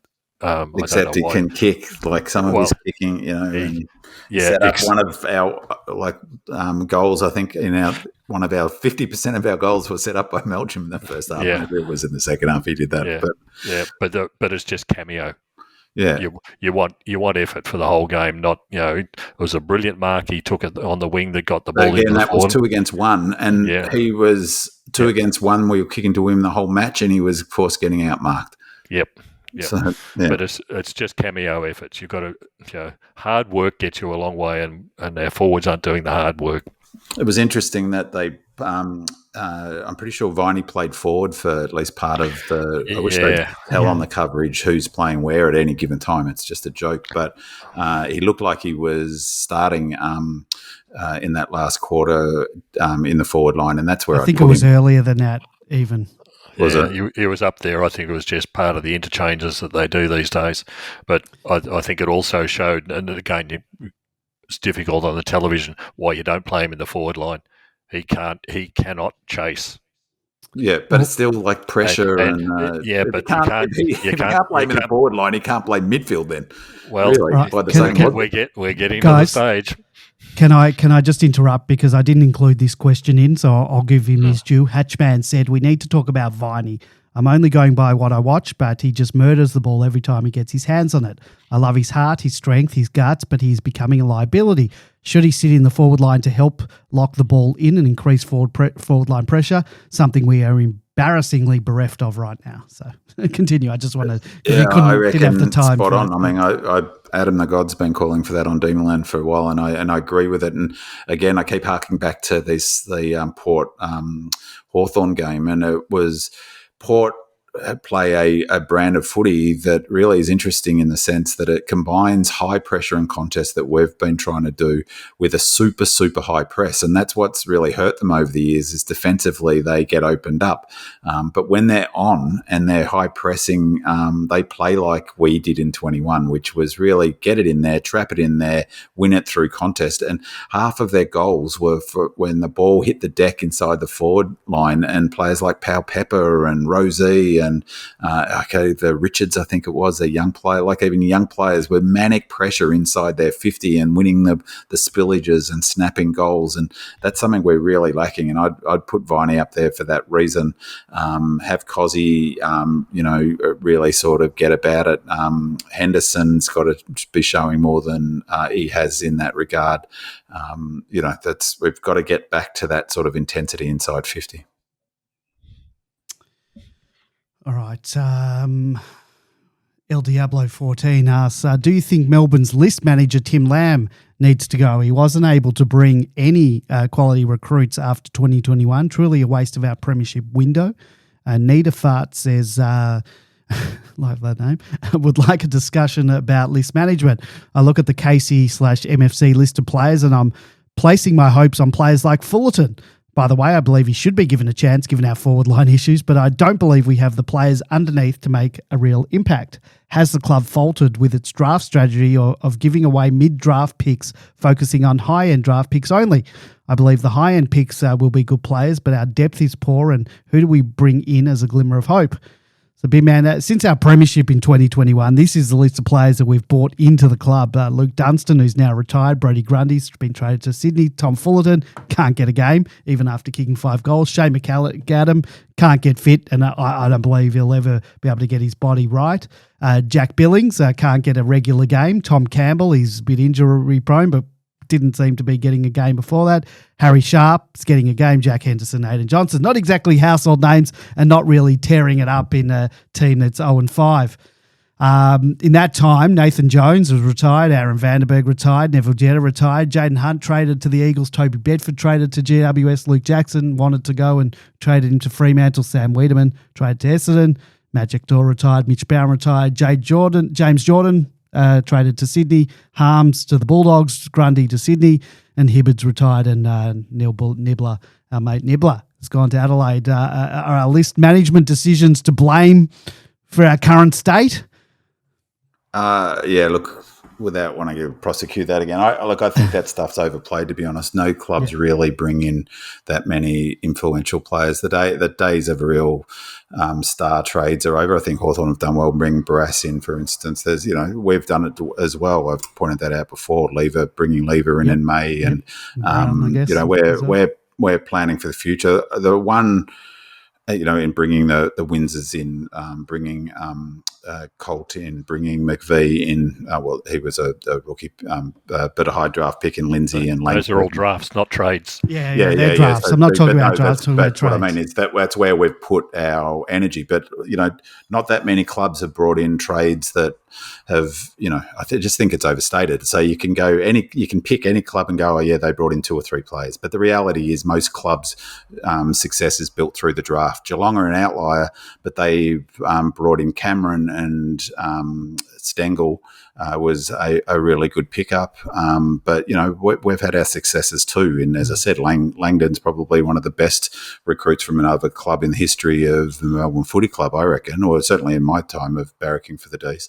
So it's not like we haven't done it. It's just that, the Geelong have just topped up. So what I would say, though, of those players is there was a mistake that's become evident, and it was a misreading of where the game's going, is that Bedford was the one for me. And I've been thinking about this is because, it was framed as much as anything, it was framed as a decision in the end between Chandler and Bedford. It was a complete false economy. To be honest, Harms, Jordan, Grundy and whatever. By the way, we tried with Grundy. We tried something pretty radical with Grundy, didn't we? And everyone bagged the hell out of it, said it was a stupid move, but we tried something. But for me, Hunt, all of those players you mentioned, basically, with one exception, are all, not going to help us. None of them are quick. None of them are good by foot, particularly. Jordan's meat and potatoes player. We're not missing him. We're not missing Harms. We are missing Bedford. And it was a stupid thinking in terms of, for me, putting it, in the end, it felt like it was a decision between Chandler and Bedford, and we couldn't, match. But we should have been all in on having both of those players because it was evident then that's where the game was going, needing outside pace and run and with good tanks. Those high half forwards that I've been banging on about for 4 or 5 years, the ones that Nibbler personified, the best in the business. Every club needs 3, 4, 5 of them now. Like, we should have seen the writing on the wall and said, no way are we going to trade out a player who has got leg speed and a massive elite tank who can play arc to arc. We'll pay him whatever he needs to be paid to keep him. That was, for me, the big glaring mistake. The others, I think, are neither here nor there. And but the other thing is that, as you pointed out, Andy, last year, is that we have struggled to attract players. That has to be in the mix. So, of course, you could say Tim Lamb, but if we all of the off-field stuff, you argued that what's his name, Houston, that one of the reasons he didn't come to the club was for all of our off-field drama. We struggle to attract, if a basket case off the field, you struggle to attract high-quality recruits from other clubs. So that's got to be factored into any assessment. That was main this year, but like in 22, 23. We weren't able, and that could be a salary cap thing as well. We might not be able to. We did try Grundy, didn't we? Well, we did. We got Grundy, but Collingwood was because Collingwood couldn't keep him, and we just happened to be in the right place. We had high hopes for Hunter, and the three of us thought that right. initially that was a good recruit. He played in a losing premiership side, obviously, and it was exactly what we needed: high skills. So it's not as if we haven't made efforts to bring in players. Yeah. It's just been unsuccessful. Yes. Just been unsuccessful. But how much of that's Tim Lamb or how much is that external stuff? He's the one who's been doing it for the last 4 years. All the Mays and the Levers and the Langdons were all done before his time. Yeah. And the other thing was all the Mays and Levers were all 23, 24, 25. We've been recruiting 28, 29-year-olds like McAdam and Billings. There's no future in those sort of players.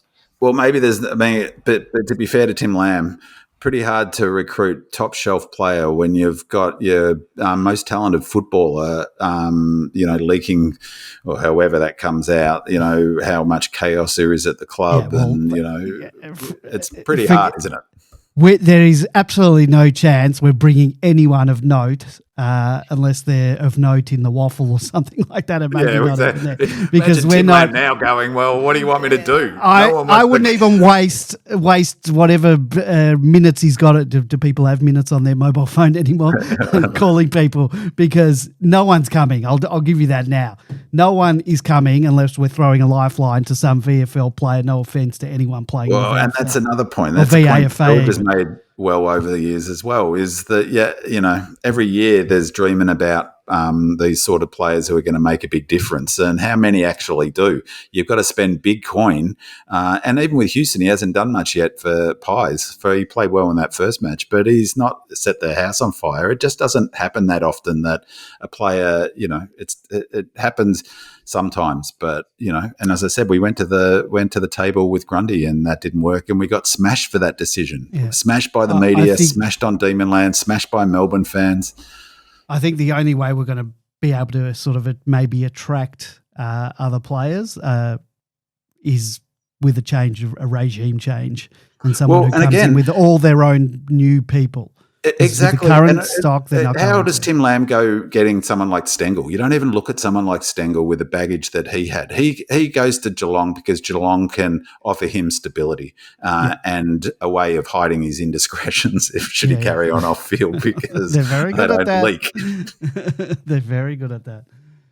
All right, let's talk about some leadership. Nairobi Demon asks, can you discuss the process and status of the CEO search? I'm increasingly worried that the lack of permanent president and CEO is showing in the players' body language. 𝗟𝗶𝘀𝗁𝗁 says, for anyone who has been in a leadership position, the adage certainly rings true. Success has many fathers while failure is an orphan. My experience is when things get exceptionally tough, 90% of people go running the other way or immediately go to the blame game. It's when you find out the true character of people. I think most people would be shocked about how this 90% can often include directors of boards. I'm making no representations of the MFC board as I have no knowledge. My point is I really feel for Goody. We owe him so much for 2021 and the years of great success. This is where the CEO and Stephen Smith situation is not helping. Would you like to see Brad Green, the board, and Alan Richardson take some heat and be by his side? Be by Goody's side, assuming he means.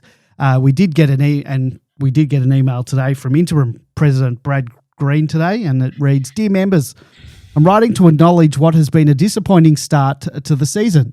Sitting at 0-5 isn't the standard we expect of ourselves, and we know it's frustrating for our members, supporters, and everyone inside the club. What I can assure you is that we have a determined group of players and coaches who will drive the team's response. We saw during the third quarter of Saturday night's match the style of game we want to play. If we can focus on delivering that style of play more consistently and effectively, keep training hard and sharpening our game, we'll see better results. That's the only way forward, and we must stay focused on improving. We also know there's been a lot of external commentary about our performances. That is to be expected when we are not playing well. Our values, trust, respect, unity and excellence have guided us through difficult periods before, and we'll rely on them again to return us to a club where you feel proud to belong. I want to thank our members for the role you play in helping the club through difficult times. We appreciate your passion and loyalty, and the support you provide our players and coaches is essential. Our next game is against Fremantle at the MCG on Saturday at 1:20 p.m. It's a new opportunity to show what we're made of. The players and coaches are determined to lift and give our fans a performance we can all be proud of. Off the field, our search for a new CEO is nearing its conclusion. We're looking for someone who truly fits our long-term vision, and we look forward to sharing more news with you shortly. Thanks for staying with us. I look forward to seeing you at the MCG as we push for a better result. Go D's." So, George, how do you assess the club's leadership and governance in this most difficult of times? I utterly agree with 𝗟𝗶𝘀𝗁𝗁 about 90% of people running the other way, and that includes people on boards. I've been on a number of major boards and still on boards, and it is exactly that. People have great difficulty in making decisions, and there's a lot of people on boards who really shouldn't be there. And I know when I was doing the company directors course, they said you're lucky if you get 2 to 3 active members on any board. Most of the people are there for other reasons, or as they call it, doing the noddies, just nodding the head in agreement with whatever's been put in front of them. But that's another story. Firstly, the green letter is just box ticking from what I've seen. What my impression was, how about just being honest about the performance? Come out and tell us that what we're seeing is just not good enough. it's not good enough for us as a club. It's not good enough from the players. It's not good enough from the coaches. And then we want you, the fans, to support us because we're going to do something about it. The other thing, going back to George, can I stop you? Can I stop you there? Didn't we have a president that once did that after a game, and it might have ended in him leaving the club in circumstances? Yeah. Honesty goes a long way, unfortunately, with these things. The other thing, going back to Binman's point, is about communication. For crying out loud, putting out a letter, that's what a club did 50 years ago. How about you stand in front of a camera so that you can appeal, essentially face to face with the members and the fans? You can put it on social media where people get their information from these days, but a letter to the members that goes out in an email, I will guarantee you that half of them haven't seen it. I haven't got it yet. Well, yeah, I still keep on stuffing up my membership. And by the way, membership department, you haven't been listening to this. I still haven't got my card that I asked for. Yeah, but this was something. Think of the environment, man. This was just so old school, and like I said before, do you honestly think that letter is going to encourage one extra person to come through the gate on the weekend? Absolutely not. It does nothing. It says, you, the fans, are responsible for this. What are you going to do about it as a board? What are you going to do about it as a coach? Tell us the direction you're going in, and then people will get on board. But that does nothing for us. As far as the CEO's position, I have great difficulty trying to understand how this has taken so long. Pert didn't walk out on the 29th of October. The board should have known about what was happening long before that, and we should have been making plans about replacement CEOs. There's not many other jobs that the board actually has to do apart from selecting a CEO. Not many others. You monitor and you evaluate and you set strategic direction. But this shouldn't have taken this long. There's a whole stack of reasons that aren't very good as to why it's taken so long. But we're on the outside. We don't know this.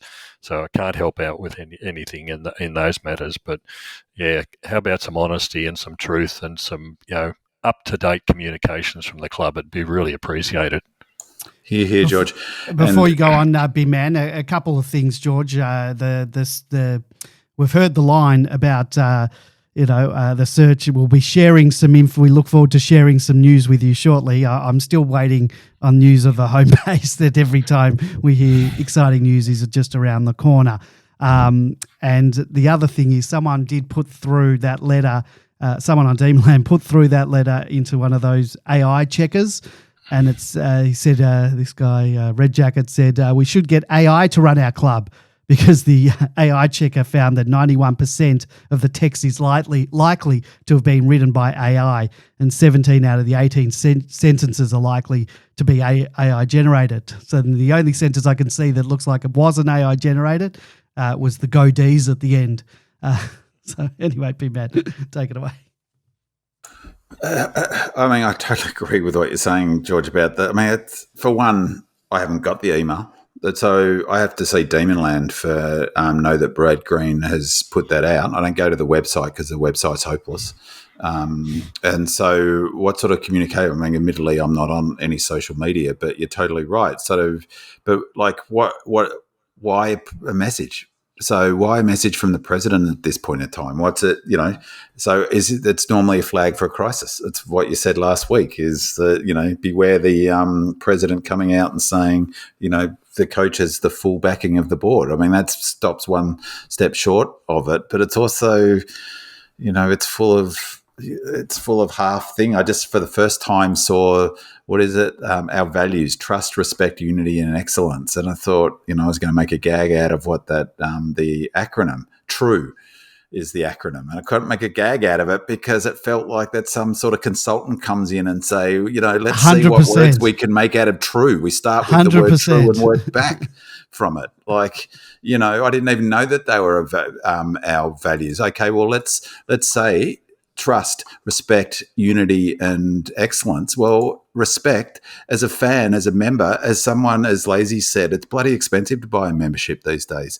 You added a seat on, you're looking at $500, $600, $700 for a seat. Just for a standard membership is $258, and I still haven't got my bloody card for my $258. Well, show us some respect. If you're going to have a review and be transparent, where is the proper report from that review? What did we get from the review? Where's Shand, and what's the other fella who's supposed to be, all of the talk about leading teams, and where's the 180-degree sort of reporting back? Where's the respect to fans to say this is what our review found and this is what we're doing? Other than, I know that there was another letter from Brad Green, but really it was full of sort of corporate speak. It didn't actually say what the review found. And I heard someone in that 40 minutes in the post game, and I was watching, is that there needs to be a full review at the club. And I was thinking, didn't we just do a full review? We've had so many reviews, it's like TripAdvisor. So I totally agree with what you're saying, George. And it's like, what's so a bit, I don't really get it. It's a sort of half-hearted, I look forward to seeing you at the MCG as we push for a better result. Well, if you're going to write a letter to say we leave nothing out there on the field and give everything to the red and the blue like we know you fans do week in, week out, that's what I want to hear from him. And like you said, a video him saying it, not some sort of AI-generated spiel that goes out on email. Well, there was no Casey game this week, so there's no player performance this week that can be ignored. So let's go into the changes and see. Last week, Judd McVie was listed as only being a week away from returning. He would certainly be a welcome return to the side, but we don't know if he needs some match fitness. Colton Tolstrup was available to play last week, but given the case he didn't have a game, he might also need some match fitness, but his name will definitely be up for selection. Matt Jefferson was listed as a test last week as well, so he could be an option to come back in. Big man, followed by George. What changes, if any, do you have for this match? Well, this is what I was trying to get at before, is that they've caught themselves now. So the president comes out and writes a letter to the fans, 5-zip. Presidents don't come out and write letters to fans when there's, unless there's a problem. So the club has acknowledged that there's a problem. So that result was unacceptable. It's triggered a letter from the interim president to say, sorry, basically, we'll, come to the footy and we'll do better. Well, for me, that goes to the question of selection then. So if that performance was unacceptable enough to trigger a letter to members from the president, so therefore the club, saying, yeah, we acknowledge that 0-5 is not good enough. Well, then what I expect to see, there's a what do you call it, an incoherence or a misalignment if that is then not backed up by some pretty harsh calls at selection. Like the two don't fit together. Do you know what I mean? If it's a bad enough situation for the president to come out and write an email to members to essentially apologise, well, then there's a problem. And the way to respond to that is a club to identify people who aren't running hard, who contributed to 150 pressure points in that first quarter, who didn't cover grass. And so what I expect to see, I don't care whether we win or lose on the weekend. I want to see spirit. I want to see any single player who comes into that team playing with spirit. Therefore, I'd be dropping anyone who hasn't shown that minimum threshold of effort. And I'd be dropping Clayton Oliver. I'd be dropping Fritsch. So Fritsch played better this week. He was sort of, at least he kicked a couple of goals. I didn't know he just had a bub, so maybe that explains some of his performances in the last few weeks. It can be very stressful, as you guys it can be very stressful having children, so it's a tough time. And I'll maybe cut him a bit of slack, but I don't know about you guys. I wasn't super thrilled with his rock the baby goal celebration. Maybe that's being a bit harsh, but we've kicked 2 goals in a half of footy and our season's going down the toilet. It's not really time for giggles for me. So I'd be dropping, not on the back of that, just his intensity's not where it needs to be. I'd be dropping Fritsch. I'd be dropping Clary. I'd be dropping, I'd be dropping 2 or 3 players who, we know aren't the numbers show aren't putting in the effort. I'd be selecting Fullerton. He should have been selected the week before. I'd be selecting Jefferson if he's the future, play him now. I'd be selecting, rewarding the 12 tackles that Kynan Brown laid and putting him in. And I'd be selecting Seston, and I'd be putting Colton Tholstrup back in the team. And if McVee's ready, I'd be putting him in the team as well. Whoever comes out, I don't know, Spargo can come out. I would be dropping Clary. I'd be dropping, I thought Sharp's effort was good, so he can stay on the side. I don't know about who comes out, but that's who I'd bring in. I'd be dropping Melcham and Henderson in out of that forward line, particularly when you're bringing in those couple of smalls. And Turner, Turner needs to come back in. Turner needs to come back in. And I'd be dropping JVR. But I'd also be bringing in not only Turner but Fullerton and or Jeffo. If we haven't got any other rucks, so instead of dumping it on JVR all the time, let's see how we go with 3 genuine forwards up, in the forward line, not go small again. So McVee comes in. But there's too many of the ones who aren't putting in, and like you're absolutely right. This is the chance to, it's this. I hate to use the words, the line in the sand. Yeah, it's a statement time. If they're truly serious about wanting the fans to stay on board for what will be a long period, then you've got to start to show something from the other side as well. Yeah, and they are going to come into the game. The Freo were the first team to work this out, and they said as much after they flogged us in the Alice last year, is that we knew that if we could get the ball to the outside, that we would have their measure. And that's what they will do again. And it's, we'll get into the preview, and because I'm still somewhat triggered by that 92-point thumping that we received from the Dockers last year in Alice. And since that game, we've lost to them twice. Once in the return game in Perth last year by 50 points, and then just 6 weeks ago or so in a practice match by 19 points. The Dockers, they do have the wood on us in recent years. Since 2021, we've only beaten them once in 5 outings, not including the recent practice match. And this time they'll be without Demon Premiership player Luke Jackson. But Nat Fife is likely to return from a knee injury. Last week, Michael Walters was listed as being out for 2 weeks with a knee injury. So, of course, he's most likely to return this week. And that's my quota of MFC assess for the week, George, followed by, unless B-Man, you want to keep going, you'd started. Go, George. And watch, we're playing the Dockers on Saturday in front of a record amount of hungry seagulls. That's likely to be what will happen, George. Give you a preview and then B-Man, you jump in. Yeah. We've got a horrible record against them, and they're a young team and they're up and running, and that's what absolutely rips us apart. Their midfield's top class, despite the fact that they live on the other side of the country where we don't get much vision of them or get to see them on as much as we do the Melbourne sides. They've got some really good, serious inside players. Without Jackson, that's a big advantage for us. But 𝗟𝗓cy is basically a grunt type of ruck, and what I don't want to see is, for example, as we saw in the Essendon game where JVR a couple of times was thrown in against Draper, we don't want to see JVR being thrown in against 𝗟𝗓cy because you'll get the same sort of treatment, and that's why you really need to bring in an extra. Let's see how Tom Fullerton goes against their backups. They haven't got much in the way of backups. They had Tracy did a bit of rucking this week. I can't remember the name of the other guy, but he was only about a 195. So someone like Fullerton should be able to handle him reasonably well as the backup ruck. It's going to be interesting, but it really is all going to depend on the selection, who comes in, who comes out. We've got to show a lot more in this game, and it's really is up to the players and the coaches to drill them for that. We can't afford to have the same grass tending, no tackling game that we've seen certainly in the last 2.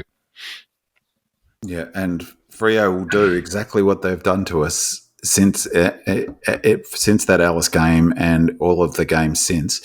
and in fact, I think in the previous ones too, which is to get us on the outside and rack up the uncontested marks. So to your point earlier, George, about we knew that that they were going to do that. Essendon were going to try and do that because the Cats did it so successfully.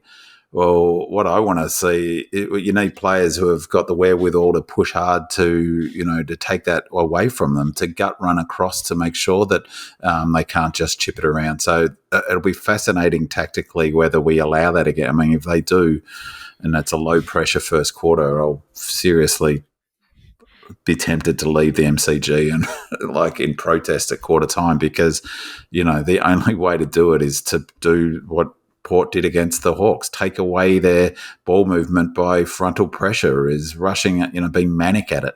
And if we aren't fit enough, which I don't think we are, and we can only sustain that for 2.5 quarters, I don't care. That's what I want to see. Yep. I don't want to, run the tank empty to halfway through the 3/4, then they smash us. Okay. But if we put up another quarter like that, then yeah, it'll be beyond disappointing. So, and so that means you need players who are going to take that direction and are going to leave nothing out on the field, like Chandler's, like Brown. I think he's that sort of player. Like Henderson, like Langdon. That's the sort of absolutely non-negotiable effort every player who wears a Melbourne jumper has to bring. And if they don't, I don't want them in the side. Sorry, I was on mute. All right. Well, I think we're going to leave it there for tonight. We'll be back next week to break down that game against Fremantle. 27 degrees, high chance of showers. Oh, fantastic. Be good for our skills and the crowd. Well, I still go back. Someone mentioned about the effort in that GWS game, and I still will say I think the weather had something to do with it. It definitely didn't help. Close. Well, it didn't help them, I would say. But no, it didn't help us, because when we stopped scoring once the rain came in that game. We were in the match until the rain came. Yeah, well, I don't know what that says about GWS. If you want to listen to the show live as it happens. Says they've got more skills than us. Please head on over to demonland.com on Monday night at 8 p.m. Thank you to our 5-star reviewer on Apple Podcasts. Thank you to 𝗟𝗀𝘀𝘁𝗃 Party. Thank you to our voicemailers, Adam from the Sunshine Coast, not from Sunshine. Totally different vibes of the two places, and to Demonologist, and also to Roaster, who only got one of your messages. I don't know where the other one went. Thank you to our callers, Sparganet and David from Adelaide. And as always, your questions and comments are an integral part of the show. So thank you to the Demonland posters who submitted their questions and comments. Thank you to 𝗟𝗟, Supreme Demon, Doug Reamer, BW511, Wells11, Palace D's, Go Lordy, 48 Years Now, Nairobi Demon, Radish D, Dice, Bowser Power, Clintosaurus, D, Future 15, Roosted Far, Red and Blue Rising, El Diablo 14, Nita Fart, Dina Kilt, and Hatchman as well. And then there were a couple people who did submit comments and questions where we just couldn't fit them in, but we do really appreciate it. D's 1911 Rhino, Ross Milan, Buck Naked, and D Old Fart. I hope you enjoy listening to this podcast as you travel back from Adelaide. Thank you to my co-host, Georgia Minman, and thank you to you, our loyal listeners. Don't forget, leave us a 5-star review and a comment on Apple Podcasts, and we'll read it out and give you that shout out on the next show. Go Demons. Red Leggers. Come on, Demons. Come on, Demons.